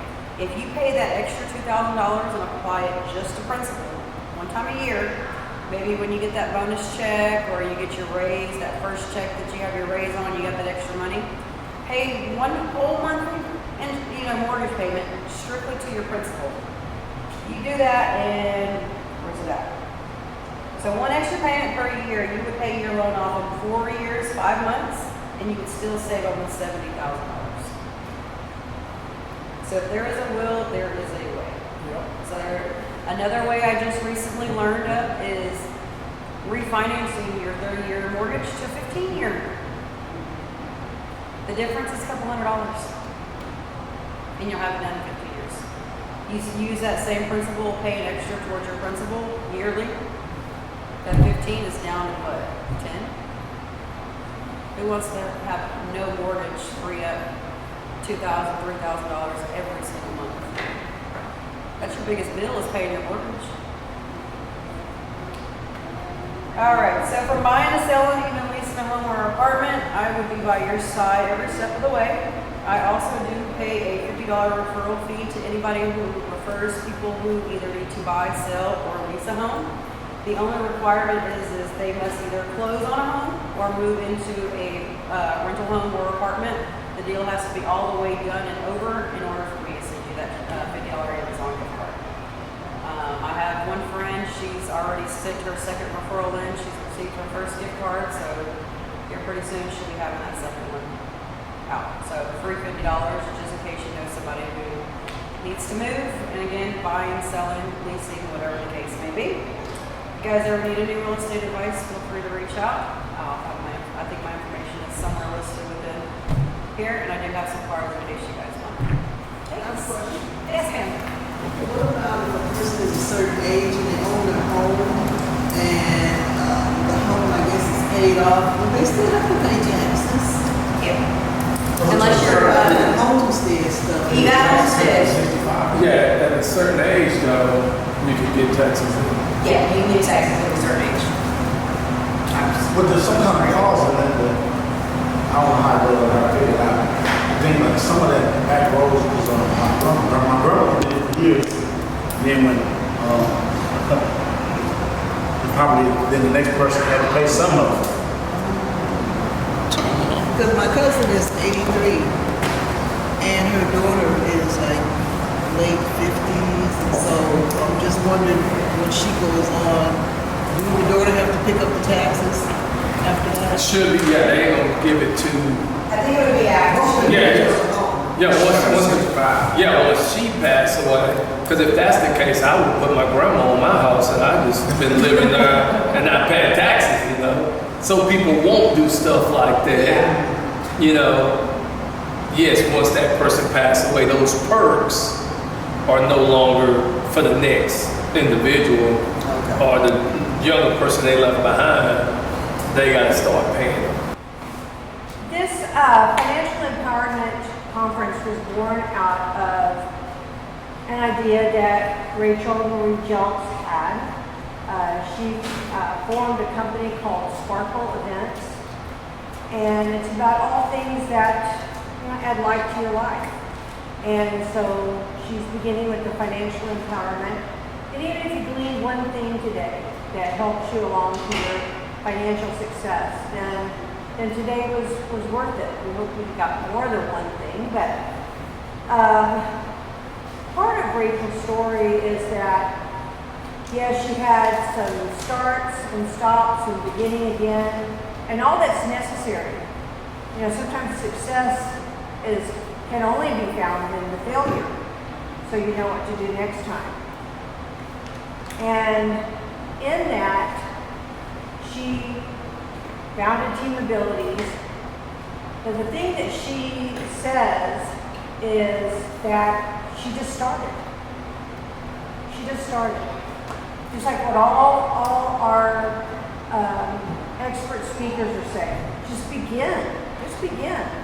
$5 a month, $100 a month, save what you can, start building your credit, don't miss that one payment on your credit card. I mean, it's the small things that you just get started. You don't have to have a big fat $150,000 capital funding to start your business. Sometimes you do it with a phone and a card table. So you just begin. And so Rachel started with borrowing $1,000, and today she earns in excess of $5 million annually. off this business. Plus there's a restaurant, plus there's a spa, plus there's a pharmacy, plus. So diversify your revenue streams. But what I'm saying is, you find that thing that ignites your passion. You find that thing that fills the void, fills a gap. And then you put your heart and soul into it. Just like with Renee. She's worked with Texas Children, what is it, 26 years? 24? 24 years. And now she's started her real estate business. How long have you been doing it? 2 years? 2 years. And so, am I a good follower on your Facebook? Yes, I'm keeping up. And she honestly pours, I think, more hours into her real estate than she does her Texas Children's because she's an entrepreneur at this. Like she said, at a job, they tell you what they need to do. They tell you what the expectations are. They give you the pen, the paper, the desk, the phone. Go do that. When you're an entrepreneur, you have to provide all those things for yourself. You have to provide your own goals, your own ambition, your own accountability. It's a lot more difficult. And so she pours a lot into those. The hardest working realtor I've ever known. But sometimes people say, you made your bed, now lie in it. But actually, you can go make a new bed, and keep making new beds, and keep making new beds, until you find the thing that really ignites your passion. So, you have no limit.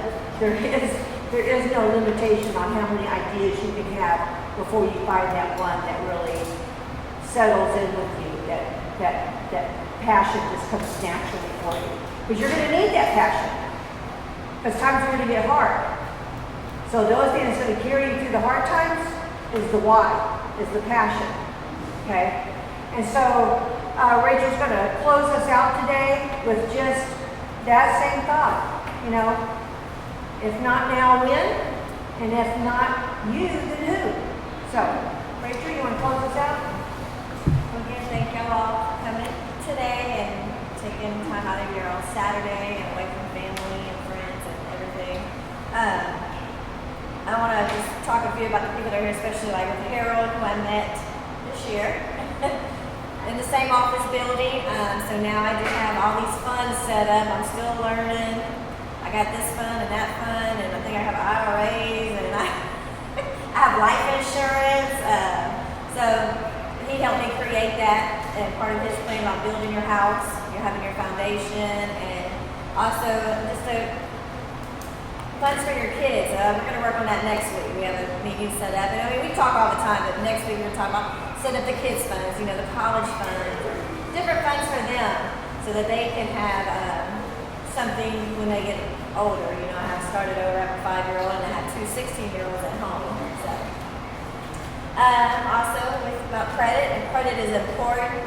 Even though, if you're able to start your business without credit, it's amazing. But then also, once you build your business, if you're able to get credit, then you don't have to pay all these high interest rates, and you don't have to lease to own, and you don't have to do all the things that I've had to do. Things I've had to have credit cards with 24% or car loans with 18 and 20%, just for the fact that never being too good with credit.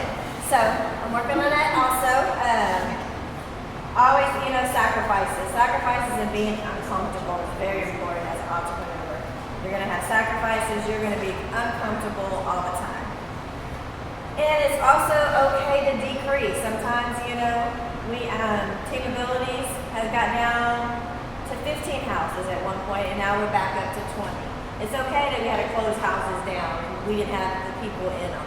But it's not okay for me to keep all these houses open and there's nobody in them. So you have to know when it's time to not throw in the towel, but decrease and reevaluate, restructure, start over, whatever, reset, whatever you need to do, but just don't give up. But I just want to say thank y'all. Thank you to my husband who's always supported me, and Priscilla, and my kids, my sister, my family. But yes, and Mr. Jelks will be on the panel next one, so y'all be prepared for him.